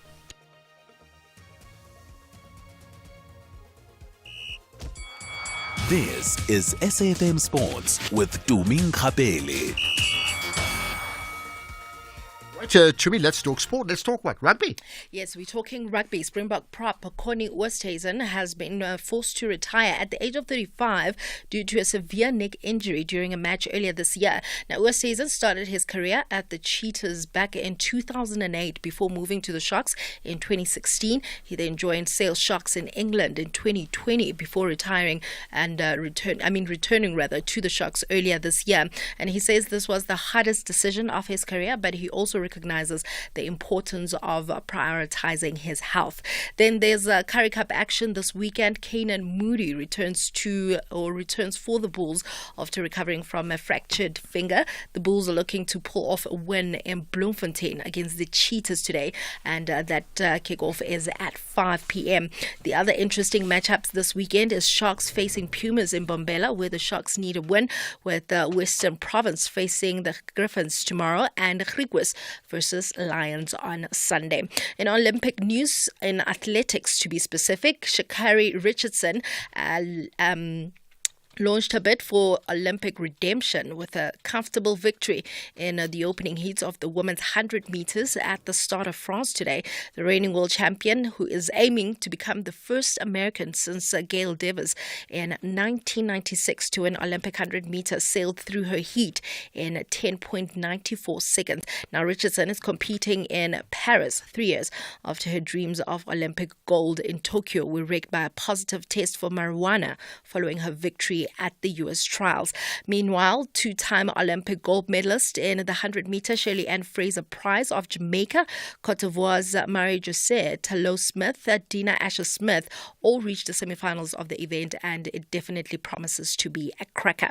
In terms of Team South Africa, SA middle distance runners Tshepo Tshile and Ryan Patlele finished 12th and 13th respectively in the men's 1500 meter heat. Mbahlele finished in 3 minutes 38.48 seconds and Shite 3 minutes 36.92 seconds. And despite not making it through to the semi-finals, Shite says that he gave it his best shot.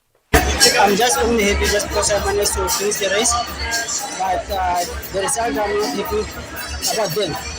But what I can say is, the championship, anything happen. I don't think I have any idea where I'm going from. Maybe as coach, because I think he was watching it.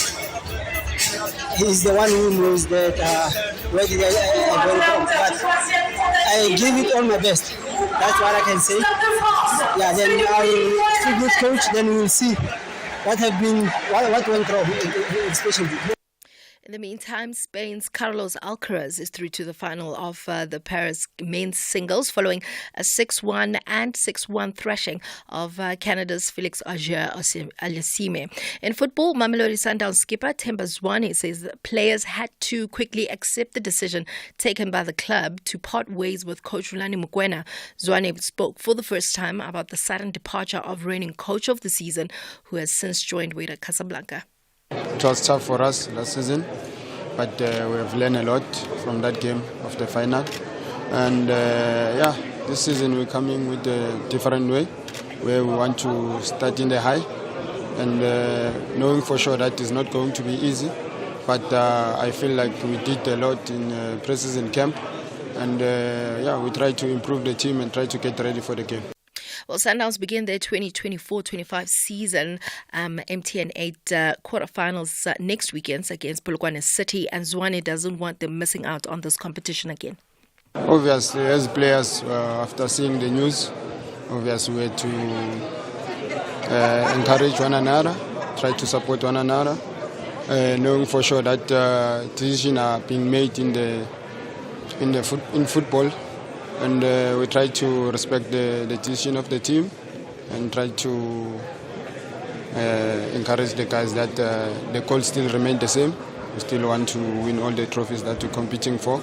And I feel like the mood is fine, and the brotherhood. Well, with that said, it's a wrap from my side for now. I'll have more in the next hour. I tell you what, we've had a few people telling me, Ashraf, please talk about the boxing story. Yeah. So give me your thoughts. I mean, maybe give me context so that for those who don't know, what has happened between an Algerian boxer and an Italian boxer, and then your take on it. So basically, this Algerian boxer by the name of Emain Khalif, there was a story, I actually spoke about it yesterday, that her opponent quit 46 seconds into their bout, and she was saying her nose is broken or something like that. But one of the things she was yelling out is that this is so unjust, because according to her, she was fighting against a male. And there's a lot of reports where people are saying, why is a man allowed to fight against a woman? And for me, I was confused, because I was like, is this a man? Because some were saying it's transgender, some were saying it's a man. And I just went and looked back, because also before the Olympics, she wasn't allowed to compete at the World Championships, if I'm not wrong. Yeah. So now the IOC have cleared her.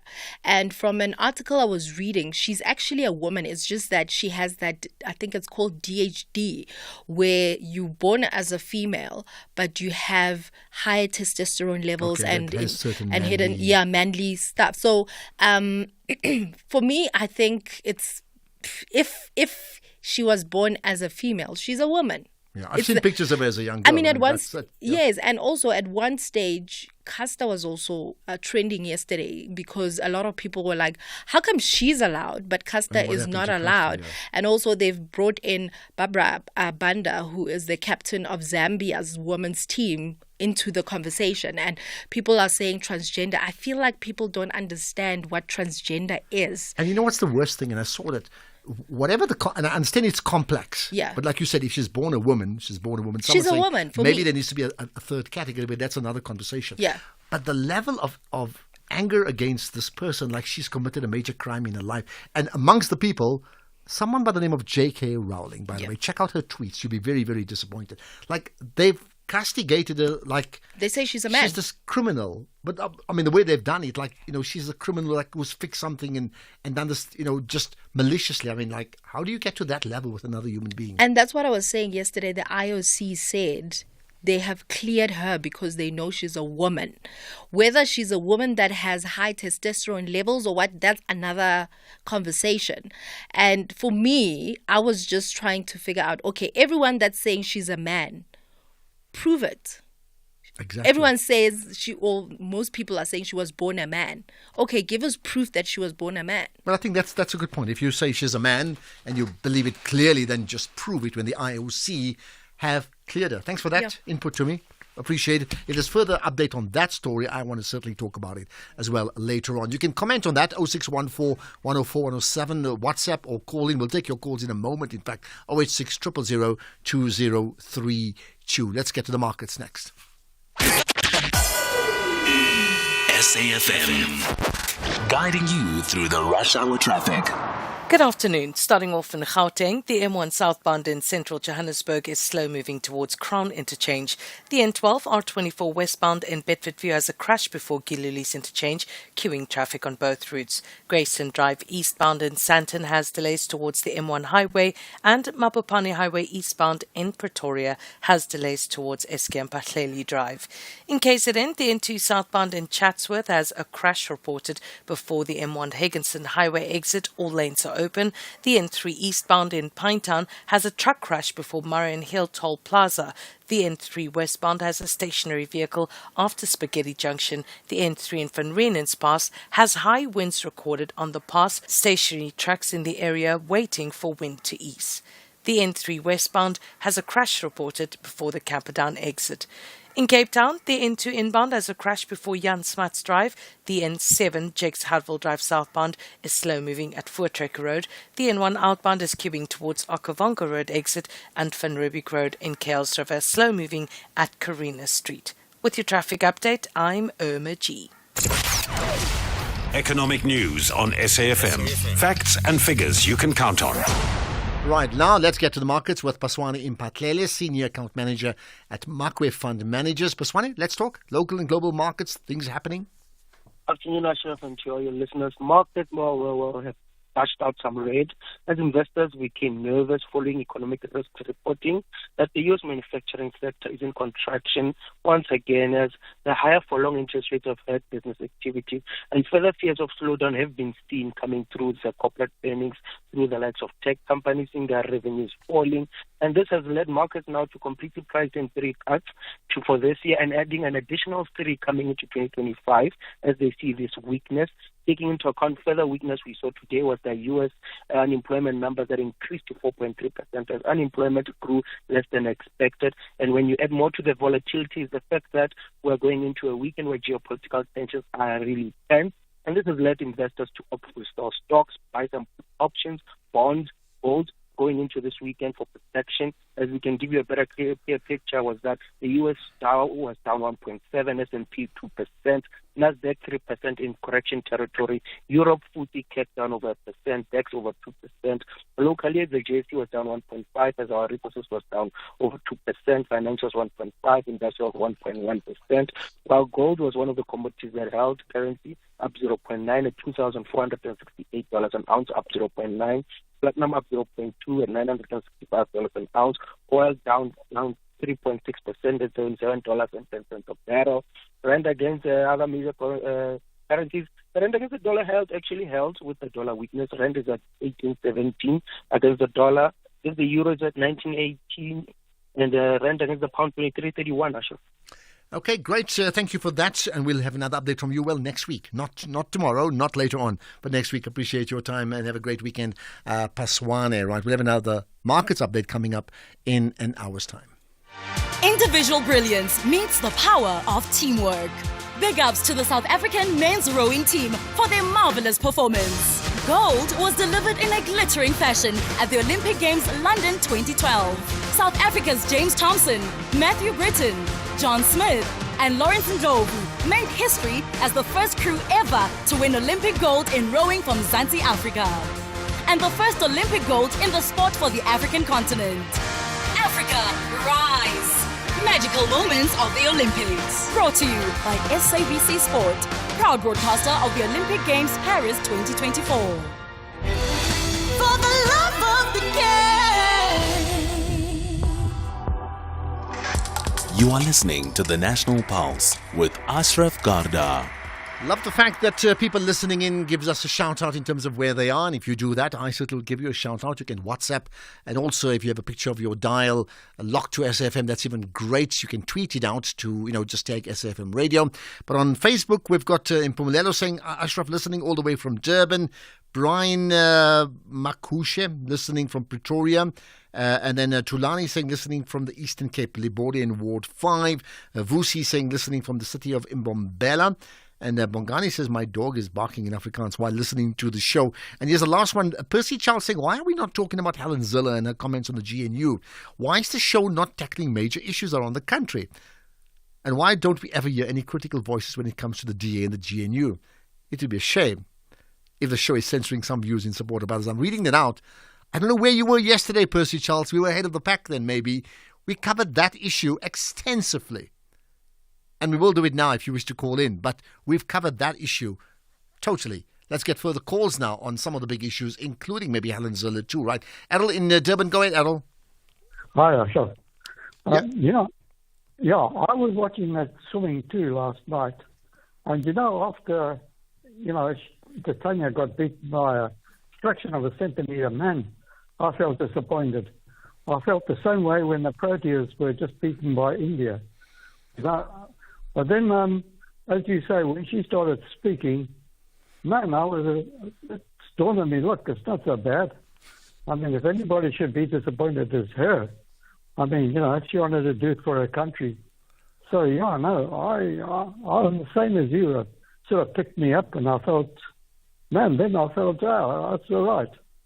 Well, it took me a while to pick me up, and I'm still a bit disappointed, quite honestly, but I get she was thrilled, even if I finished last, thrilled. Errol, great call. Thanks for that. Appreciate it. Right, Pretoria girls. Phew, man, we need to get the Pretoria girls SGB on. Not today, we had the overall governing body of the SGBs, but they don't have a full report as yet. Wendy, give me your thoughts. Hi, Wendy in Cape Town.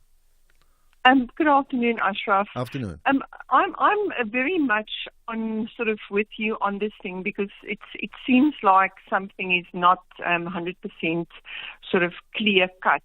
And I think the thing that worries me is that there are perceptions created and things are being fueled that are unnecessary, especially if you think we are as a country and as a nation and we need to move forward. And it almost feels like something like this, could so easily blow up and catapult one into a position that you don't want to be. So these things need to be dealt with really stern because it can create a hell of a story. And I just feel it is unnecessary. Well, okay. I mean, the truth is the allegations come from somewhere. You can't ignore that. But in terms of what I've heard now, I must say it is so sketchy. And I'm as confused as you are. And you are as confused as I am in terms of then why would you even investigate the principal still? There's just something about this whole issue that is puzzling me completely. And let's see how they get to school on Monday and everything is just normal. I don't think it is normal. Wendy, thanks for that call. Appreciate it. We'll certainly follow that story if and when it develops, including hopefully speaking to the SGB themselves because we need to do that. Mandla in Cape Town, you have a view about Helen Ziller. Yeah. I want to talk about Helen Ziller. But before that, can you allow me to voice my concern about this thing of the Pretoria High All right, School? but in total 1 minute between both stories. So you go for it. Okay. Parents should not get involved into sowing division between children. If your kid comes to you and say, I've been wronged by people in the neighborhood, you don't go out as a parent and shout at the people without investigating first. You see, this is a lesson to us as parents, South Africans. Well, there you now, are. on the issue, Helen Ziller, go ahead. Helen Ziller, she's a very powerful woman in South Africa. I mean, women of South Africa should be very proud of her. She represents them very well. Anything that Helen Ziller says, the whole country will be talking about it.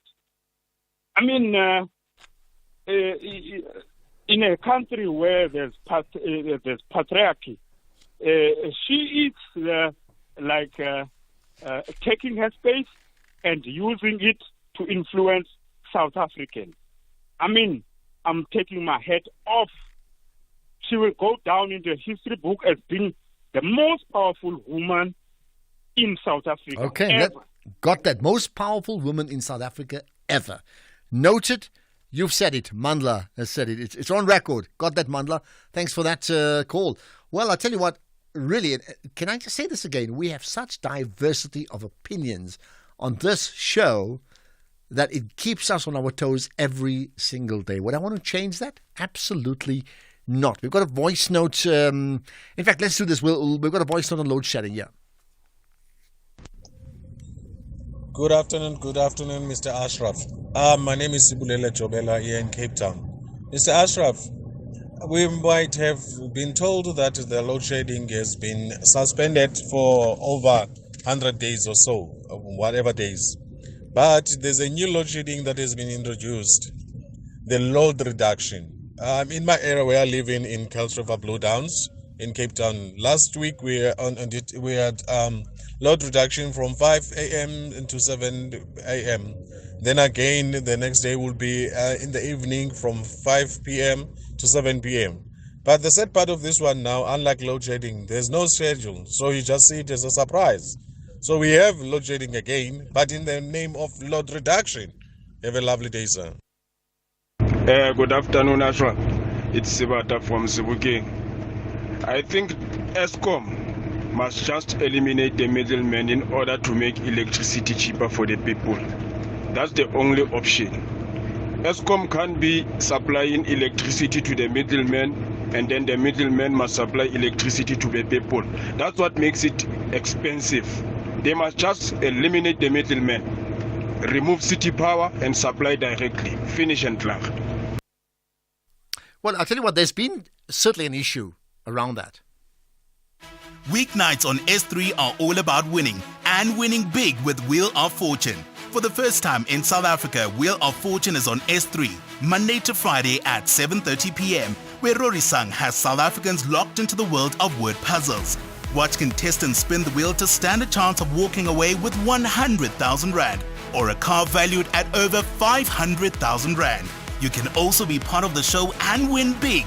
To be part of the show, log on to wheeloffortunesa.tv and let the wheel decide your fate. Channel your inner wordsmith with Wheel of Fortune SA on S3. Open up. Mzansi Africa's beautiful game is back. Reigning champions Ezimnyama Ngani want to do it again, but they must conquer their battle against Kevin Hunt and his troops. However, Matsatsansa Bidori have a massive plan to march to the semi-final. This is the MTN 8 quarter-final. Wafa Wafa. Orlando Pirates versus SuperSport United. This Saturday, 3 August at 5:30 p.m. Live on SABC 1 and SABC radio stations. Also available on SABC Plus and SABCSport.com. Hashtag We Love It Here. Proudly brought to you by SABC Sport. For the love of the game. The National Pulse with Ashraf Garda. Weekdays, 3 to 6 p.m. We'll be chatting as part of our fireside chat. We've brought that back because the election season is over. So every Friday we'll have from 5 to 6, besides the breaks for news and sport, we'll have a guest in conversation with me. We're calling it the fireside chat. And my guest today, Dr. Rampele. Yeah, it's going to be part chilled, part serious, part anything. And I look forward to you connecting. In fact, maybe what's the one question you'd like me to ask her? And you can WhatsApp it right away, 0614104107 in text or voice note form. But also you can tweet it out too. I'll certainly check it out, or on Facebook too. So Facebook or Twitter, just connect SAFM Radio, or I call it the X platform.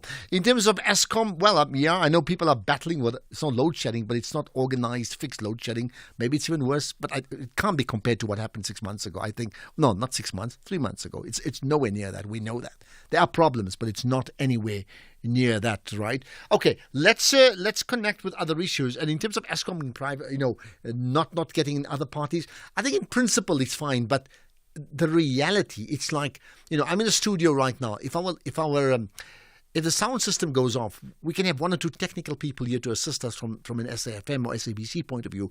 But at some stage, you need to bring in people from the outside. I mean, and really in this case, Eskom can't do it all by themselves, okay? Let's now, part of our media marketing feature, let's talk about the brand new show that is quite significant. And with me is Wandile Molebatsi, the producer of Cold Stove, right? Yeah. Wandile, appreciate your time. Hi. Hi there. How's it going? Very good indeed. Right. Tell me about a significant show that's going to hit the airwaves and why we should be watching it. Oh, no, thank you so much for the opportunity, man. It's great to be on the show. Basically, breaking down borders is a really important project right now, especially where the country is in terms of xenophobia and the Afrophobia that we're seeing happening in the country at the moment, you know. So the show is literally a travelogue where the dance choreographer, Paul Mujaji, literally goes around the continent, engaging with youth cultures in all the different territories in the country, on the continent, sorry. And it's just about exploring how we as Africans are actually one people and just reigniting the love that we have for youth culture, the vibrancy of our music and our dance and our food. It's just an incredible project, especially now with what's happening with the Miss South Africa competition and the question of who is South African and who isn't, when actually the question you should be asking is, are we not all South Africans and should we not all be united? So, I mean, in terms of the dancer, I've certainly had the privilege of interviewing Paul Mujaji, and I mean, just a highly energized person, right? But in practical terms, then how would he and you know, yourself as a team break down these borders that you refer to as he goes country to country? You know, one of the things that we find as a filmmaker really translates and traverses racial, cultural, and even dialogue lines or even language lines is movement and music and dance. And what we found is that as we're exploring in Accra or whether we're in Zambia or whether we're in Nigeria, the one thing that unites us is the idea of rhythm and music. So what Paul and the team do is that they literally go to all the capital cities in 10 African countries and they experience the youth culture there. And through its engaging with the youth culture, we also engage with cultural activists, you know, who are doing interesting and exciting things for young people in those countries. And what I've been amazed by is how the idea of change and the idea of positivity is a narrative that really flows all throughout the continent. So practically what happens is Paul goes to these countries, obviously sees all the tourist sites, chills with the people, eats their food, and then has a dance class. And in that dance class, they share ideas, they share movement, they share music, and it becomes a really great cross-cultural experience. And so has the entire series been shot already and is ready to flight? Yeah, it's actually coming on 6 o'clock on SABC1. We're really excited. It's been an incredible 5-year journey. So we're so excited to have it finally hitting the screens, you know. So 6 p.m. tonight, is that what you're saying?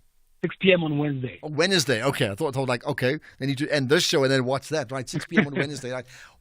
Just in terms of your insights on behalf of your company, Cold Stove, right? I mean, what were you able to pick up, besides the issue of dance and rhythm that you refer to, meaning that in terms of youth culture, how does it move beyond just enjoying what's being played out to a point of actually understanding and appreciating differences? And I say that, again, going back to your point about the Miss South Africa row, besides what's on the ID book, about how there's this massive othering of people.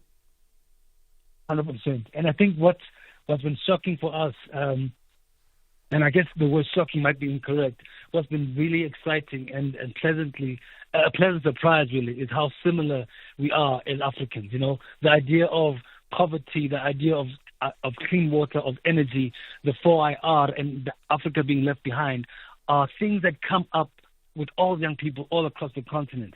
And it's kind of frustrating, I guess, for me as a South African to see how we respond to our other African brothers. That there's a lack of understanding, I find, that we don't understand that actually these fellow South Africans, fellow Africans are just like we are. And we allow the borders that were predetermined whenever they were to define us and define who we are, when actually there's so much more that brings us closer to each other. And it's a really exciting project because breaking down borders is not political. Breaking down borders is not racial. It's about meeting people and engaging at a more visceral level, which is music and dance and culture. And now suddenly I'm very interested in watching it. 6 p.m. Wednesday, SABC, which channel? It's going to be SABC One. On SABC One. Okay, and of course, besides watching it live on TV, you can also watch it on the SABC app now, the new SABC Plus app. I'm assuming just about everything. When I know that everything we do here on air is also there as well. So, Wandile Molebati, great chatting to you, the producer of Cold Stove, which is the company that put together Breaking Down Borders, the Africa series. Looking forward to that. Let's get the news now. It's 5 o'clock.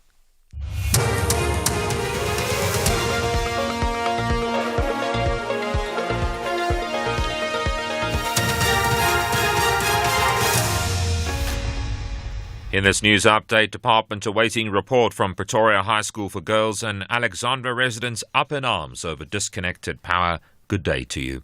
The Gauteng Education Department says it will await an official report from the Pretoria High School for Girls on the outcome of the disciplinary hearings of 12 learners before pronouncing on the way forward.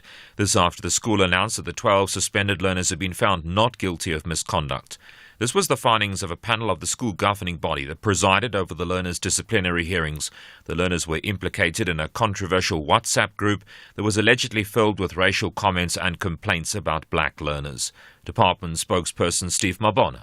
Well, as the department, we are quite disappointed about the way, the school treated us. I mean, you will understand that they know that this matter has been in the public face, and we don't even have an official report on the outcome of their disciplinary process.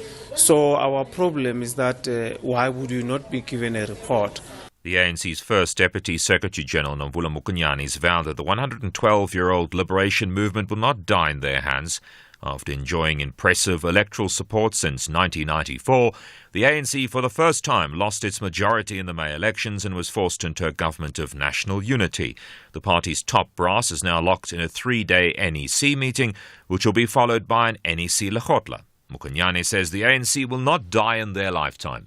I take full exception to say we are presiding over a carcass, a party that receives 40%.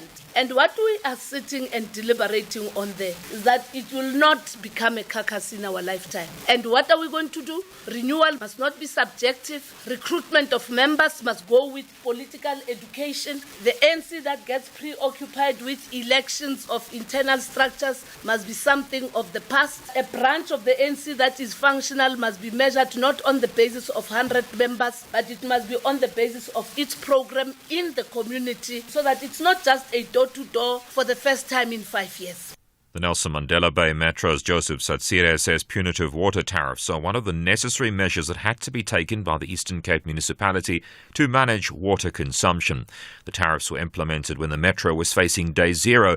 Satsire says these measures are still necessary as the Metro is not out of danger yet. I just need to remind, everyone out there that, again, the drought is still upon us. Some of our water resources remain restricted, and this is based on the availability, of water in the long term in those resources. For example, Mpofu Dam, currently we are still restricted to 40%, and obviously we are taking prudent steps to ensure that, we manage the water that is actually allocated to us. And it is in that line that we still continue to think that, we need to restrict, water supply in the city. Residents of an informal settlement in Alexandra, north of Johannesburg, have expressed disappointment that City Power disconnected their power after it embarked on an operation targeting illegal connections. The township often experiences power outages as a result of overloading and illegal connections. Resident Khomotso Matsekh. Since I've been living here, we've been experiencing corruption and greediness and brutalness of our councillors. Both of them, Irene Lejohan. The situation you're facing here, or that we are facing here right now at the moment, we can say we're blaming it on them. The reason why we said to them, please give us a normal electricity like everyone, because we deserve it. Police have discovered the body of a woman who was killed and buried in a shallow grave outside Zanin in Limpopo. A 27-year-old male suspect, the deceased's friend, has been arrested in connection with the incident. Police say they discovered the victim's blood-stained clothes at his home. Police spokesperson Malesela Letwab. The suspect was taken in for questioning as he was the last person seen with the victim, and he confirmed that he stabbed the victim to death with a knife and buried her in the shallow grave in the nearest bushes. The police opened a murder case for further investigations. The motive for the killing is unknown at this stage, but police investigation will determine that. A member of the Pan-African movement Africans Rising, based in Nigeria, Jonas Promise, says the government is attempting to weaken the citizens' protests by spreading false information. This comes after the government claimed that the demonstrations have been hijacked by thugs who engage in widespread looting and the destruction of property. Promise says old photographs were used to paint incorrect impressions of these demonstrations. Looking at the beginning of the protest yesterday, when we went out, it was peaceful. We were doing our demonstrations. There was nothing wrong. Nobody was coordinated. And 2 hours, 3 hours later, we started getting news that places are being looted, places are being robbed. And we are like, how? We are moving. We are not even getting to that spot while we are demonstrating. So how at all now looting these particular places? And the media, the government released, where suddenly most Nigerians had to go back to look at these pictures, and we found out that most of those pictures were actually old pictures of previous lootings or previous robberies that have been carried out in the country. The top story, the Gauteng Education Department says it will await an official report from the Pretoria High School for Girls on the outcome of the disciplinary hearings of 12 learners before pronouncing on the way forward. That's SAFM News. I'm Greg Khos. And coming up in your sports this hour, IOC responds to boxing gender test scandal at Paris Olympics. And we hear from Mare, who reflects on his final match at the Olympics, while Kolisi is set for SA return. More details at 5:30. SAFM, guiding you through the rush hour traffic. Good afternoon. Starting off in Gauteng, Sefako Mogato Drive westbound in Pretoria has a crash reported at Veronica Road. Allendale Road eastbound in Clerkop has delays towards Mastiff Road. In Midrand, the N1 northbound queuing towards Samrand Road and the N1 southbound queuing towards Buccleuch Interchange. In KZN, the N3 westbound has a crash after Spaghetti Junction. The M4 southbound is slow moving. That's towards the N2 highway exit.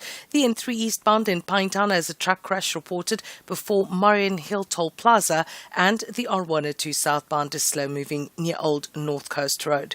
In Cape Town, the M3 southbound queuing towards Newlands Avenue. The M5 southbound is slow moving towards the N2 highway. The N2 inbound has a crash reported after Bunga Avenue, and Voortrekker Road is slow moving through Maitland. With your traffic update, I'm Irma G.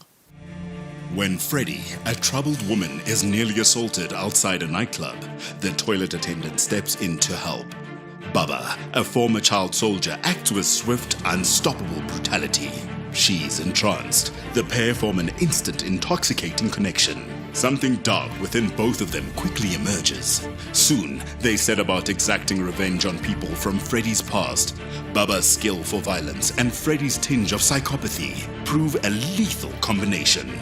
But they are not the only ones on the hunt. We hunt together, Mondays to Wednesdays at 9 p.m. on S3. Starts 24th of July. Channel your best drama with BBC Primetime. Only on S3. Open up. S3. Attention ladies.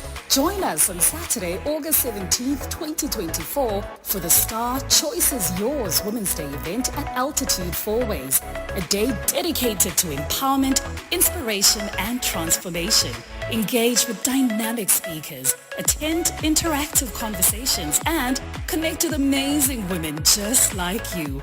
The event will be hosted by the fabulous Unatingai. Don't miss out on this opportunity to celebrate and elevate yourself. Get your tickets now at www.quicket.co.za for 550 Rand, drinks, food and a gift bag included. Plus, stand a chance to win an honor product. This incredible event is powered by independent media and the Honor 200 series. Mzansi Africa's beautiful game is back. Reigning champions Ezimnyama want to do it again, but they must conquer their battle against Kevin Hunt and his troops. However, Matsatsansa Bidori have a massive plan to march to the semi-final. This is the MTN 8 quarter-final. Wafa Wafa. Orlando Pirates versus SuperSport United. This Saturday, 3 August at 5:30 p.m. Live on SABC1 and SABC radio stations. Also available on SABC Plus and SABCSport.com. # We Love It Here. Proudly brought to you by SABC Sport. For the love of the game.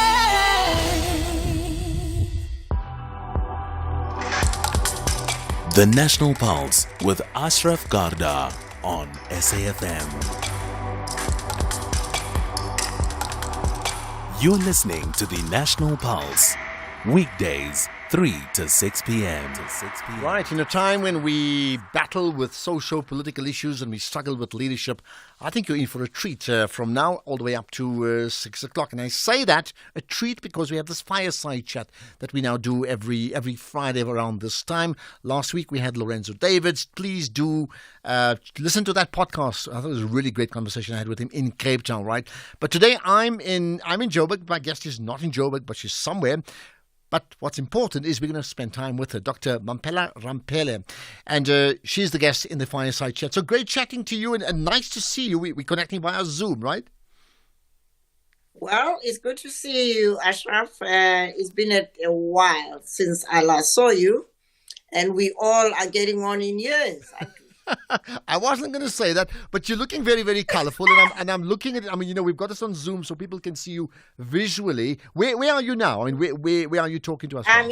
I'm in Camps Bay in my study. You can see the books behind me. And this is where I spend most of my cherished quiet time reading, reflecting, and celebrating life. People, when they normally associate Camps Bay with sipping coffee and other things and dipping their feet into that glorious beach because it's too cold to actually swim. You're not doing that, right?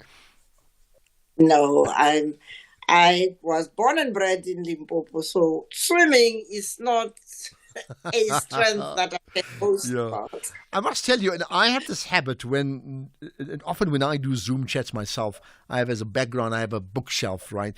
And I'm very clear about what books are seen there. And I have a habit when I speak to people and have a bookshelf like you do, I'm trying to sort of picture out what are the books. I mean, there's so many there. But perhaps you may want to pick out, just pick out one or two that's just behind you that you'd like to just tell us about very quickly. Well, the point is, my books are not displayed for purposes of showing off. And so I have books which are arranged in terms of where they belong on the shelf. But I can show you this. All right. Anamkara, spiritual wisdom from the Celtic world. Okay. Now, this is a gift to me by Father Thomas Duane. Bless his soul. He's now gone to his rest. He's the man who saved me from the desolation of being thrown into Zanin in 1977 with nobody I knew, with nothing like a circle of support. And when the news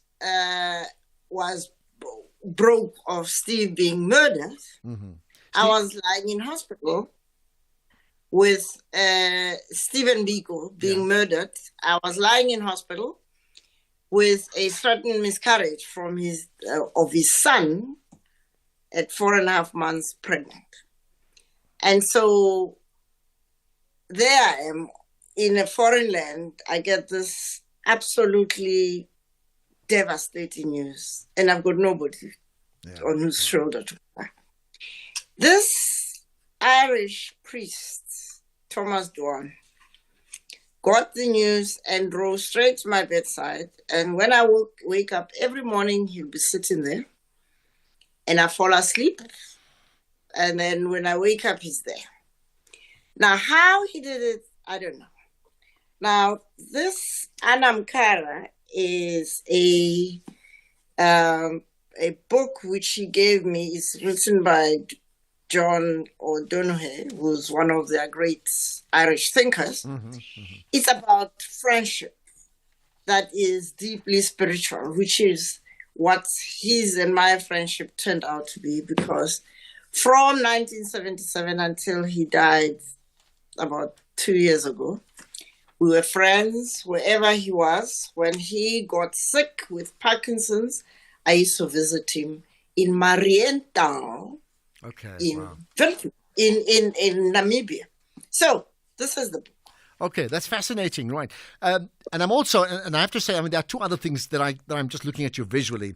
I'm looking at this. It's interesting. You spoke about Irish because you're looking at like this Emerald Island, and I'm looking at your shawl, if that's the right word to call it, and it's bright green. Well, it's a stunning piece. I mean, any story behind that, and the beadwork that I see attached to it, which looks like in the colors of the South African flag, by the way. Let's do them separately because they are separate. This is a gift from Mrs. Tambo. Okay, wow. She was a fellow parishioner at St. George's Cathedral. And on one of her last Sundays that she came to church, I was walking to my car, which was parked behind hers across Wales Street. And as she was getting into her car, she just threw it over to me and said, "Darling, that's yours." This is an absolutely precious gift for me because Adelaide Tambo was an elegant lady, and everything that you get from her is elegant. Well, it's a very special one. Yeah, I can see that. Go ahead. Yeah. Yes, indeed. This is a beadwork which I wear with my traditional outfits. So this is from Eastern Cape. Okay, lovely. I'm a mother of 2 Eastern Cape boys. Yeah. Right. Last thing before I stop invading your office or your study is that piece just to your left, right? Can you pick it up? I mean, look at that. It's got my attention immediately. Well, this is one of the gifts that I get given by people who either invite me to give a talk or what have you.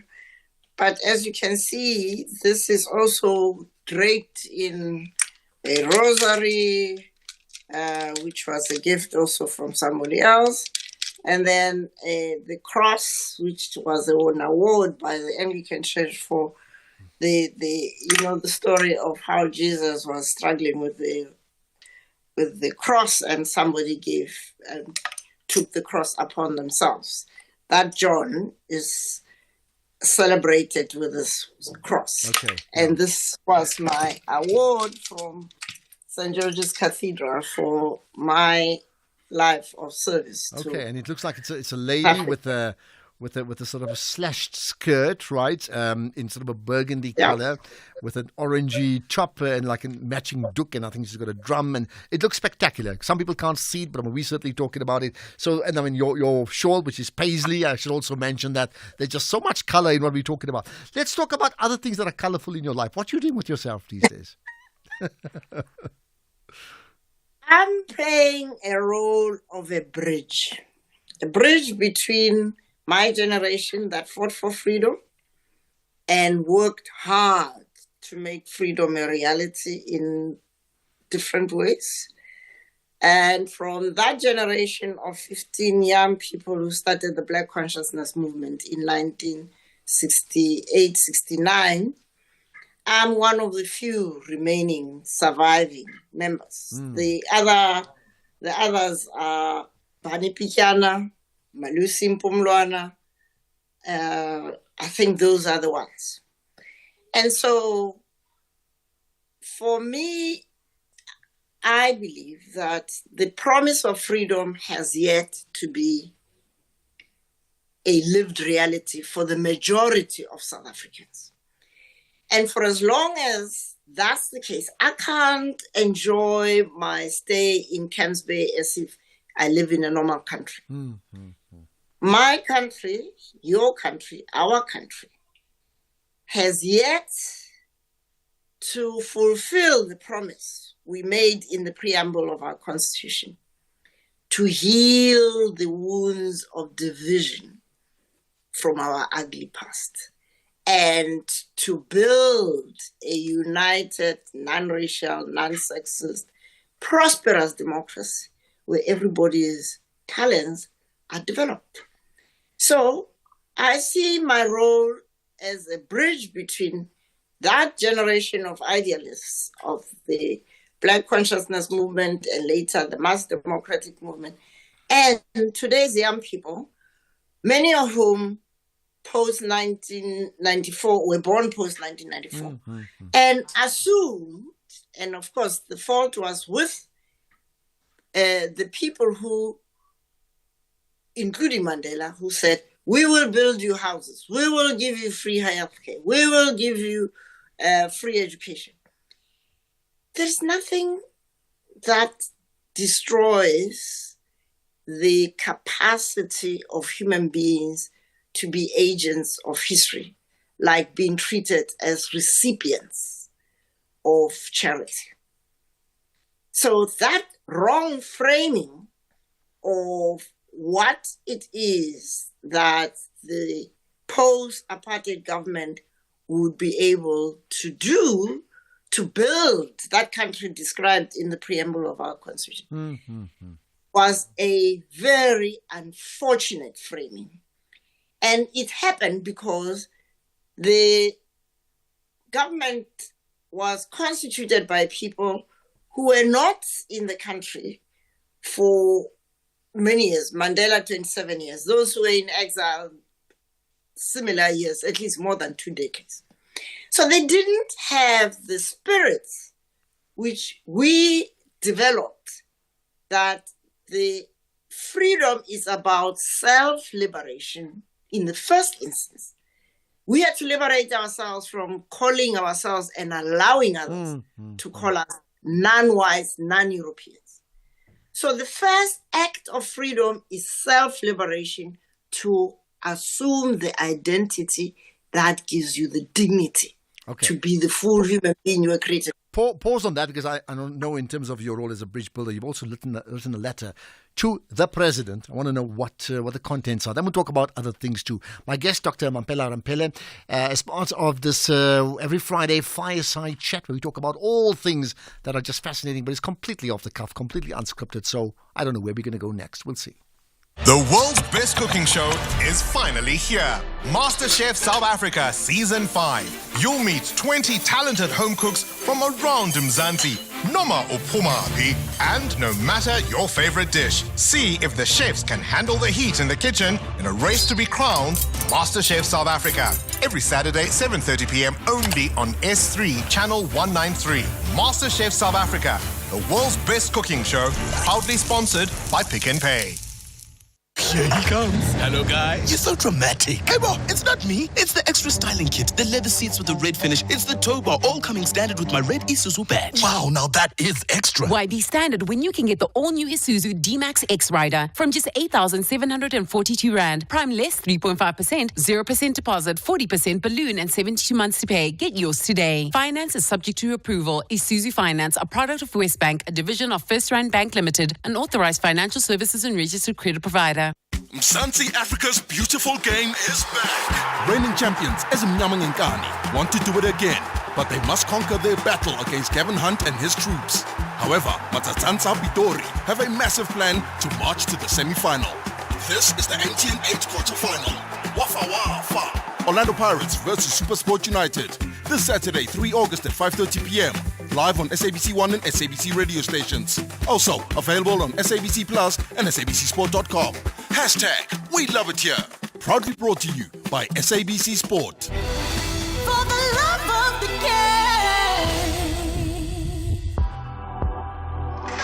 game. You are listening to the National Pulse with Ashraf Garda.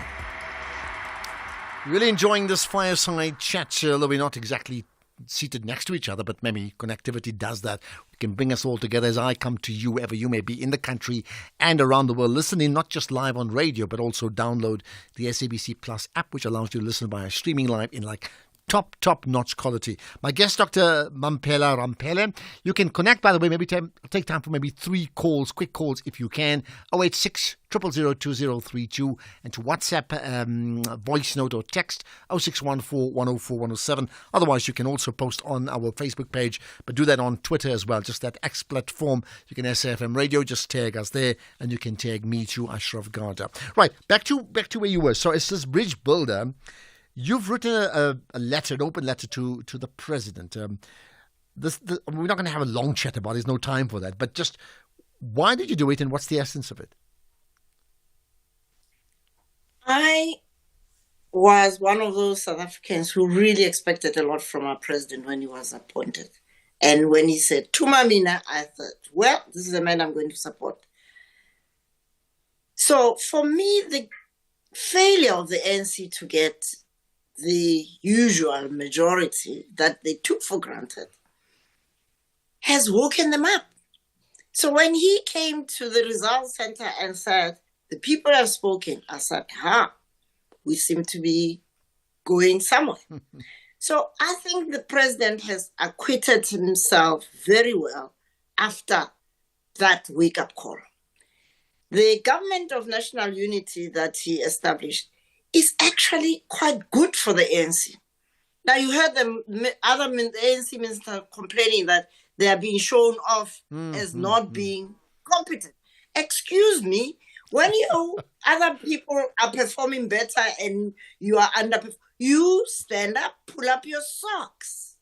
You can't complain about those who are pulling up their socks. But you think it's true? So do you think it's true that they are being shown up? Of course they are. I mean, you just look at even whatever his name he calls himself, the FF person, gets to correctional services. The prisons are chock-a-block. No one had thought that, people who are waiting for bail because they can't pay 100, they should go home. Because you are spending more money on them than if they were at home. The same thing with Home Affairs. You look everywhere where they are, including, I think we've got a fabulous Minister of Basic Education in Khwarube. She is, you can see she knows what she's talking about. It really helps to have competent people. So your point, okay, let's go back to the letter. So you're saying you identified and now you think he's responding in terms of this government of national unity. What's the basis then of your letter?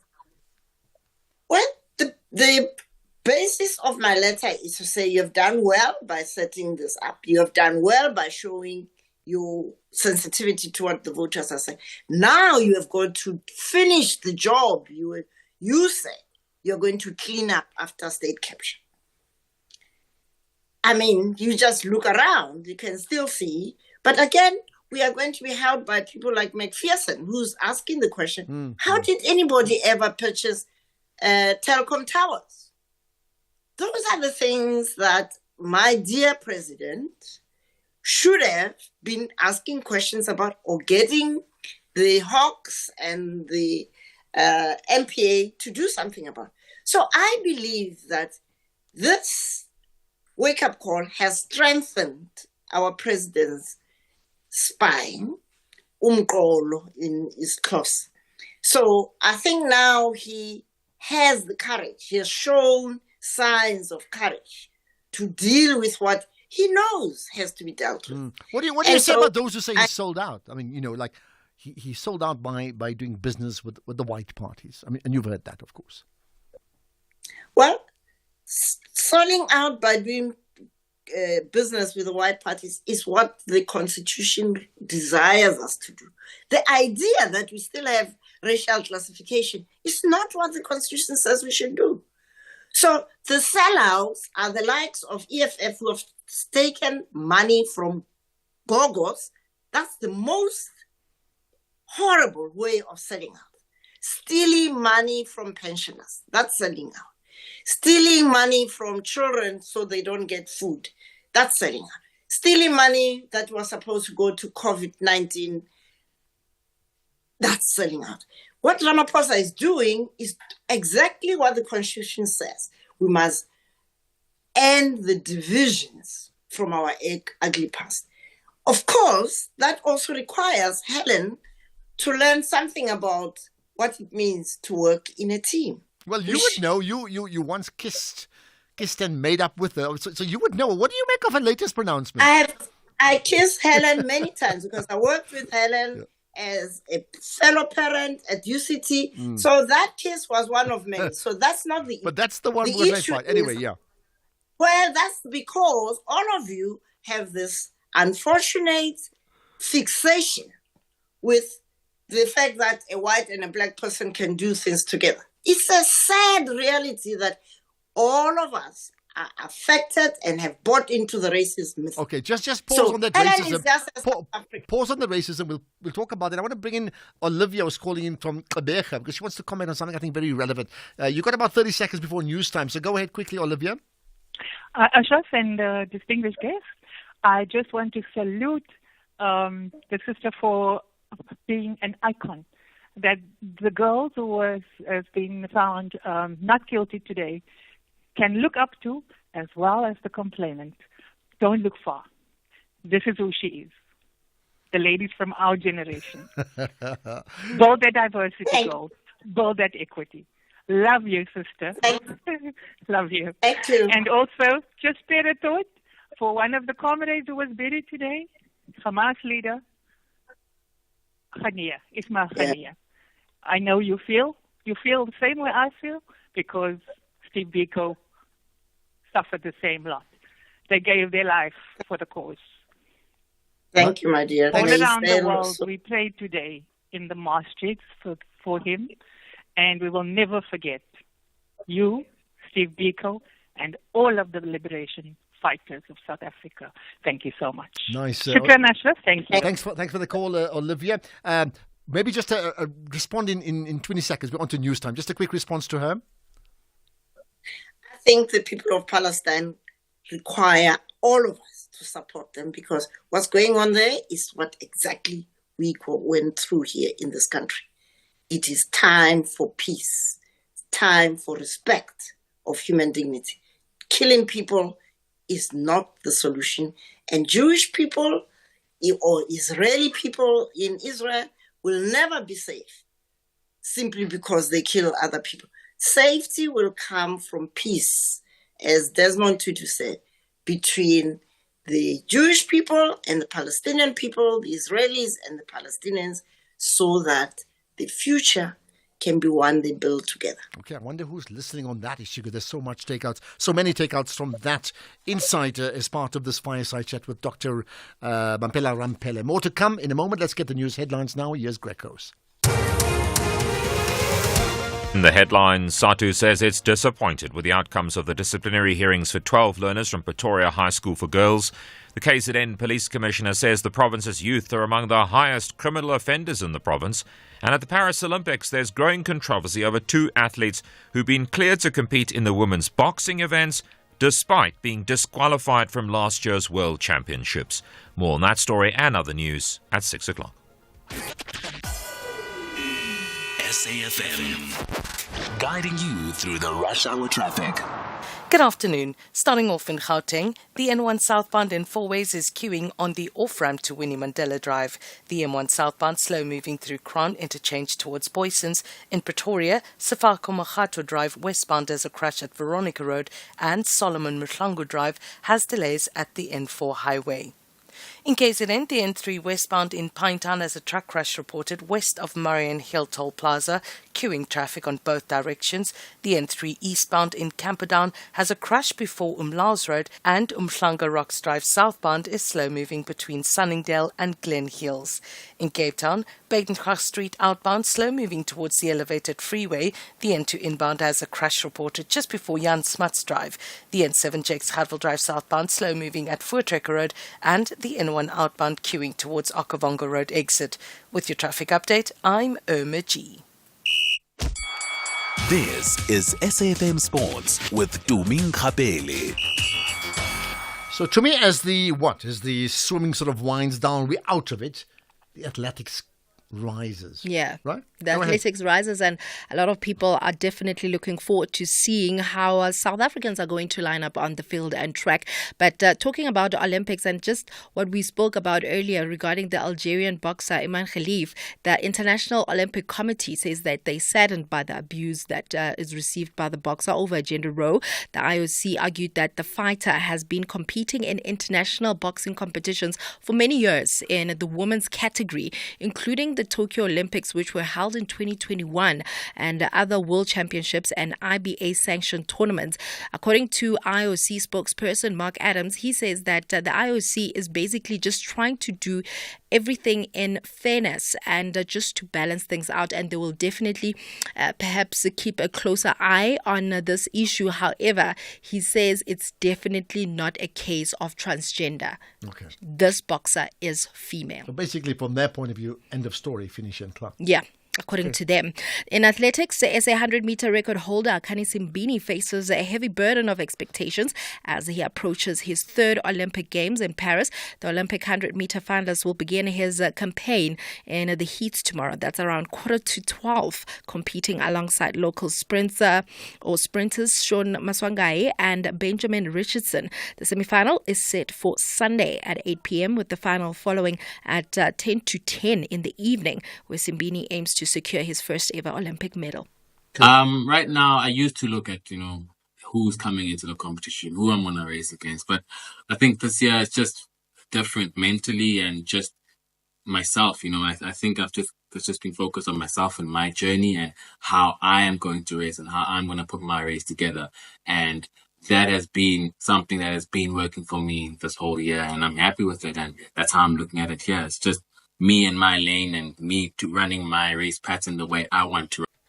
Meanwhile, Minister of Sports, Arts and Culture, Gayton McKenzie, has hailed Tatiana Smith as the greatest Olympian after she announced her retirement. Smith announced that she was hanging up her swimming cap after taking silver yesterday behind US's Kate Douglas in a race of high quality. The minister has urged the 27-year-old to use her early retirement to encourage the next generation of young swimmers. In football, SuperSport United captain Thulani Hlatshwayo believes that their squad now has a good blend of youth and experience, which could push them to challenge for titles this season.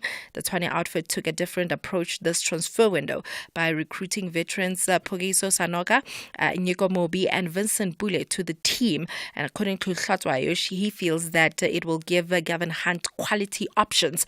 Matsatsanza kick off the MTN 8 campaign tomorrow against Orlando Pirates at 6 p.m. And Coach Gavin Hunt says they need to make sure that they go all out. Other than that, they will be on the sidelines for a long time.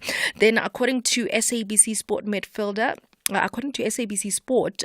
Gaston Serino has completed a medical and is understood to receive his clearance from Mamelodi Sundowns ahead of the anticipated move to Kaizer Chiefs. The Uruguayan international had reportedly been offered to both Amakosi and Orlando Pirates following his Kloorkop exit. Amakosi have taken the plunge and are now officially in talks with Serino, with coach Nasruddin Nabi confirming interest earlier this week. In rugby, Siya Kolisi has reportedly asked French giants Racing 92 to release him so that he can return to South Africa. The 33-year-old is one of the world's highest paid players, earning around €1 million a season. Now, the terms of his exit are still being negotiated by Racing and are likely to want a fee in return for granting his release after they paid out around 17 million rand to buy out his deal with the Sharks. And the Sharks are reportedly the favourites to land him. But still staying with the rugby, Springbok prop Kwani Oosthuizen, he's been forced to retire at the age of 35 due to a severe neck injury during a match earlier this year. Oosthuizen started his career at the Cheetahs back in 2008 before moving to the Sharks in 2016. He then joined Sales Sharks in England in 2020 before returning to the Sharks earlier this year. And he says this was the hardest decision of his career, but he also recognizes the importance of prioritizing his health. On the note, it is a wrap from my side. So let's talk about our potential gold medalist in the 100-meter sprint. I mean, yeah, he's a contender, right? Akani, yeah, definitely, he's a contender. It'll be interesting to see how he's going to do against Lyle. Well, everyone is just talking about Noah, from America, but I think he can get a medal. And his times have been good going into the Olympic Games, right? I mean, you've covered it. Mm-hmm. I want him to win a gold medal, man. I mean, there's no Usain Bolt anymore to go and support. Do you see him winning gold? I think perhaps silver. Well, if he wins gold, I won't see him because he'll be so fast. So let's hope that happens. Right, you better say your goodbyes. Well, okay, have a great weekend. There we are. More sports. We'll cover sport extensively, of course, coming up after, not now, 7 o'clock. Definitely covered. Brian Moffagang has been standing in, I think, all week or two, isn't it? Winners, finalists, fan favorites, and viral sensations from previous seasons of America's Got Talent return to the stage to compete for the All-Star title. Join Heidi Klum, Howie Mandel, and Simon Cowell as they decide who is the best of the best. The creme de la creme, the top dog, is in Tamatota. It's a festival of talent on America's Got Talent All-Stars. Saturdays at 6:30 p.m. on S3. Channel your best entertainment with America's Got Talent All-Stars. Only on S3. Open up. EFC is live this Thursday. Former middleweight champion Luke Michael, determined to regain his title, must do battle with undefeated CIT powerhouse Jocko Duplessis for the vacant middleweight championship in the truly sensational main event live from the World Sports Betting Arena. EFC 116 this Thursday. Watch it on SABC Sport Channel on DTT Channel 4 from 7 p.m. Brought to you by SABC Sport.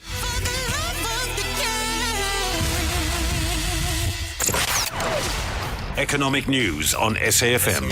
Facts and figures you can count on. All right, let's get to the markets. As always, Jimmy, last day of the week. What are you covering on the SAFM Money Update? Good evening, Ashraf. Good evening to the listeners. We are taking a look at how the markets have closed out the week. We obviously don't have the show today, but the markets have been in the red. It seems as it's been a bloodbath across the board. I start with Asian markets. They were down as well. Sydney down 2.1%, Hong Kong 2%, the Nikkei in Tokyo 2.5% in the red. European markets weren't much better. The DAX in Germany down 2.1%, CAC in France down 1.1%, the FTSE in Germany down 1.4%.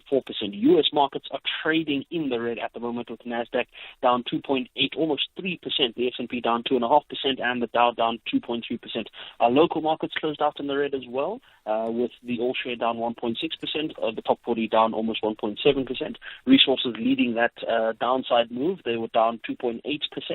Financials down 1.5%, industrials down 1.2%. There was literally not a single equity market that was in the green. And I suppose a lot of this has to do with the conversations that have been happening out of the U.S. interest rate decisions. Obviously, we've been expecting a couple of things, but the data points that come in suggest now that the U.S. economy might have to cut interest rates definitely in September almost, with the non-farms jobs numbers coming through today, missing estimates, and unemployment in the U.S. has gone up again to around 4.3%.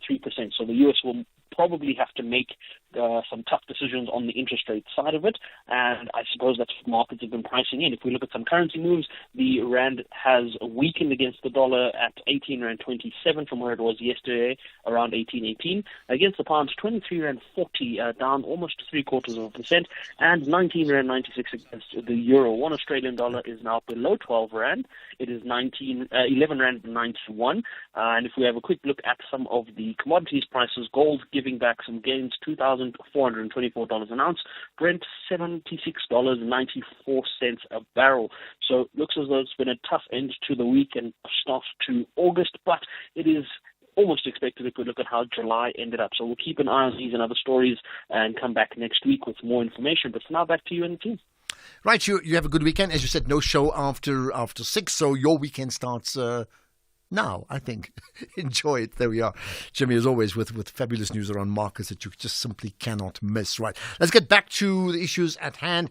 We have, as part of this every Friday fireside chat, Dr. Mampela Rampele. And maybe time for, we probably can't take more than 3 calls maximum. So if you've got a call or a WhatsApp voice note that you'd like to share in terms of a question or a comment, feel free to do so now. Otherwise, maybe best to even just tweet it out. We'll have a podcast of the show as well up and running as soon as we're done. 0614 104 107. X at SAFM Radio and at Ashraf Garda. Right, let's. So we reconnected once again. So just a quick thought before I get to one other caller, where we stopped. Right, how do you see South Africa then evolving? Let's say in the next 2 years. we have begun to see some of the promise coming from young people putting their hands up and stepping into leadership. And these are not only doing so at the political level, the people like Osongezo, Zibi, and Musi Maimani and others, but they are also working at the local level. People like Lindiwe Mazibuko has decided her role is to prepare the next generation of leaders to lead with integrity. So we have some doing civic education, because one of the unfortunate, deliberate neglect of the ANC government over the last 30 years is having civic education as part of life orientation. How do young people know what it means to be a citizen of a democracy when they are not given any guidance? And a lot of these young people come from homes where there is no adult who can do that job. And so we have shot ourselves in the foot. And it was Thabo Mbeki who refused to get the Professor Kara Asmal to introduce this into the life orientation in 2002. And we imagine where we Wow. Well, I think it's a point. We have young people whom, that's when I say I'm a bridge, is to work with young people wherever they are, whether they're in the schools, the universities, or they're professionals, to encourage them to get to know who they are as human beings, liberate themselves to be fully whom God created them to be, and then exercise their historical agency at the personal, at the professional, and at the political level. So if you see, we're getting some feedback. Like if you see you being this bridge builder, would you see that as that being your purpose now? And if that's the answer, then you already explained it. Then has that purpose evolved? I mean, what was your purpose before? If it's bridge building now. Well, I've been an activist all my life. This is now my 54th year as an activist. So I've evolved from being a student activist, a professional activist, and then leading institutions like UCT to transform them, and leading a whole portfolio at the World Bank, and coming back to make sure that we plug the gaps with the citizen movement, with now Reimagine South Africa, which is working with people across the spectrum, particularly with the mining industry and the rural areas, to say we have to revitalize rural areas that were denuded of the able-bodied men. But now the mining industry is shrinking. So people are being retrenched. To where? There is little rural development work that has been done for the last 30 years by the ANC government. Yeah. Okay. So we, the people, must now work together to make sure that our rural areas are livable places and thriving places. I mean, you could say we have such a deficit, we effectively a country in overdraft, and we need to change that situation. Let's get to some of the callers now. Solimzi in Google Letu, that's in the Western Cape. Right, you have a question. Go ahead. Hi. Okay, thanks, Ashraf. Thank you. I would like to ask you the noble doctor. Go ahead directly. You can ask directly. Yeah, she'll hear you. Okay. Yeah. What is doctor? What is your opinion about the person of Helen Zille as a person, not as a politician? What kind of a person is she? Thank you. Okay, as a person, not as a politician. Got that. Thank you. As a person, I knew her as a very competent journalist. Later, as a competent communications director at UCT, she was part of my team. And then she went into politics. She still was doing amazing things as mayor of Cape Town, etc. But she has a side of her which she shows up in the most awkward places, like yesterday. I mean, why? Why not just simply say, we are in this relationship. Of course we have differences. Of course we bring different strands to it. And it's a good thing for the country, and it's a good thing for the DA, it's a good thing for the ANC. But this name calling, this always wanting to show people up as less than, that's her biggest weakness. If I was a councillor or priest, I would really work with her on that. Did you WhatsApp her? Did you tell her what you just told us now? No. I don't WhatsApp people. I don't have WhatsApp. Okay. If I want to talk to you, I'll call you and I'll talk to you. Okay. But you haven't called her then? No. All right. Politics and you, is that history? I mean, you dabbled. No, politics and you and me and everybody is a lifelong obligation. Citizens are political actors. So this idea that politics is going to parliament is part of this lack of understanding of what it means to be a citizen. No, I am very active politically as a citizen. And even the work I do to support young people to step up to leadership, that's political work, but not party political work. There's a difference. I would like to see my country being developed into a vibrant constitutional democracy which provides opportunities for everybody and human dignity to everybody. This kind of people living on the streets in a country which is not poor like South Africa, children dying in drowning in pit toilets in a country like South Africa, we have the resources. Yeah. What we lack is leadership. Absolutely. And that's why my letter to the president used to say, Mr. President, now that you found your purpose, make sure that every portfolio performs. Well, I like your point. Politics is for everybody. There should not be any division. Now I'm going to change tack. In my previous term at SAFM, I used to have that feature called In the Spotlight. In the early afternoons, like I think 3:00, and we would speak to different people. And I don't know if you recollect that I had planned to speak to you, and that conversation, you were sitting next to me. That conversation never happened. Do you remember what happened? Why it didn't happen? I can't remember that at all. It didn't happen because that was the day after Oscar Pistorius was arrested. And as a result, there was the judge who had to pronounce whether he was going to get bail, and that judge, whoever that first judge was, I think he gave like a 1 hour, 1.5 hour discourse before confirming that the bail situation would be or not for Oscar Pistorius. And you and I sat from what should have been 3:00 to 4:00, and the bail judgment only came through after 4:00, and we then spoke off air. And not on it. It was quite remarkable.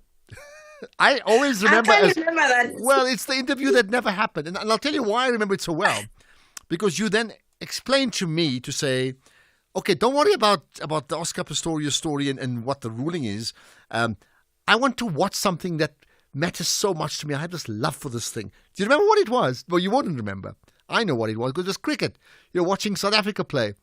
And you said, and I said, and you were fixated on this test match, maybe South Africa, England, I think it was, wherever it was, right? Yes. And I need to watch this cricket game. And I asked you, so where did you grow this crazy love for cricket? And perhaps you can give us the answer even now. Well, it's during my time as a banished person in Zanin. My brain was dying, and the only way I kept my brain alive was to learn cricket, rugby, tennis, not to play them, but to watch them on television. And that's what kept me alive and well. And of course, when I came to Cape Town, I met Archbishop Njongo Nkulu, who loved cricket. Mm-hmm. And the Archbishop Tutu also loved cricket. So I was hooked even further. Oh, goodness. No, I will never forget that. Is there a favorite cricketer that you have? Is there a favorite cricketer? Yes. Rabad. Bada's inventor is the stick. He is a real man who gives them the stick. Shire, He's that's a great player. Yeah, well, there you are. Yeah. Okay, Tell me something. I mean, so that's the one thing I think most people would not have known about you, but they know that now. Is there anything else about you and just the things that you enjoy that we don't know that you'd like to tell us? I love the wild. I love going out into wilderness areas, not in the kind of bravado thing. I want to be sure that I'm safe, and I respect animals and their space. But the best thing I ever did in terms of wildlife was go to the Serengeti and watch the crossing of thousands of wildebeest, of zebras. Is a spiritual occurrence. You can't but have goosebumps watching this. Nature cleansing itself. And these poor animals get into the water knowing they may or may not come out. And that for me was a real great lesson in how nature works. It works by making sure that there is a cycle of life. And so that's something that strengthens my spiritual life, which is a life that has been supported by, as I told you at the beginning, Father Thomas Dwan, and then later Father Ted King. And now it's really a question of tapping into my heritage. The African spirituality is very deep in me, but also my Christian beliefs are strong, except that I don't believe in a white Jesus. There is no white Jesus. He was like me. And that's why his parents could run to Egypt to escape him being killed. Imagine taking a white child into Guguletu and saying, I'm hiding this child. He'll be found out in a minute, yes. Okay, we've got about 3 minutes to go. So what is the one great life lesson you've learned? One great life lesson is to be patient, even in the face of excruciating provocation. But also that however much the pain, as it happened with Steve's murder, and I thought I will not survive, you will survive. Because the cycle of life doesn't take people because they're mourning. It goes its own way as the cycle goes. And I had to walk my path, which was not an easy path, but it was a path along which I learned and grew as I developed.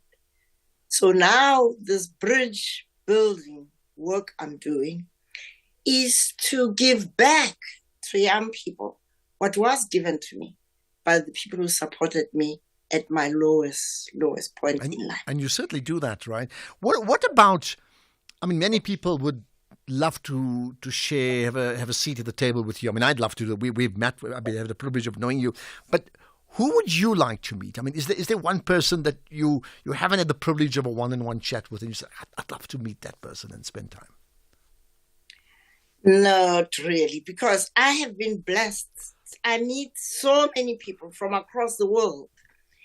The people I will not stop wanting to meet are the young people I see stumbling. So any young person who would like to come and have a cup of tea, cup of whatever, they're welcome. Because I believe I am here for a purpose. At 76, I don't have any ambition to do anything other than to support young people to be the best leaders, the best persons they can become. And I know we've got brilliant, brilliant young people. Well, we do. They just have I to think that you're right. courage in their hands and lead. Absolutely. Is that a good, like a really inspiring, quote or a one-liner that others can hold on to?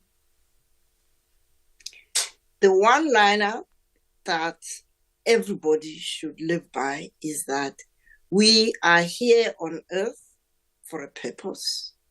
And our purpose is not to succeed as individuals. We are relational by nature. Human beings only thrive in good relationships with others, even the people you don't know, because we are interconnected, interdependent within the web of life that supports us. So I would plead with every young person to make it their business to be at peace with themselves, at peace with their family, at peace in their professional world, at peace in the world, and celebrate life. Life is there to be celebrated with its ups and its downs. We've got 30 seconds, so we'll wrap up with two quick answers. I'll go back to the book story that we started from. Give me just one book on leadership that you think we must read, and name drop a young person that we need to keep an eye on. I mean, you mentioned some other people, just one young person and a book. Well, the book would be Before It Is Too Late. It's a book written by Aurelio Piche and Daisaku, who was a Buddhist. And it's about the need for each one of us to lead by leading ourselves first. The young person I would like everybody to know about, whom I adore, is Luvuyo Madasa. He happens to be Madiba's great-grandson. But unlike many young people, he doesn't dangle the Mandela name. No, he's taken his own father's name. What a joy. What a great man. And now the whole country. You can learn from him. He's the CEO of Reimagine SA. Okay, so learn from him and follow him. And now the whole country will be Googling his name. But I mean, as you know, reimagining SA is exactly where you sit. Well, our time is up. I guess next time we'll meet, we'll probably at a cricket match, maybe at Newlands. You never know. Or the Wanderers. Well, I would love that. There we are. Love that. Great chatting to you again. Great privilege. And thanks for inspiring us here at this fireside chat, Dr. Rampela. Thank you. Absolute privilege. Hope you enjoyed all of that as well. We'll do it again next week and every other Friday as well with a fireside chat. Perhaps you can suggest names as well. If not on air, just tweet me and we'll see what you have to say. Let's get the news now. Here's Greg Hoos.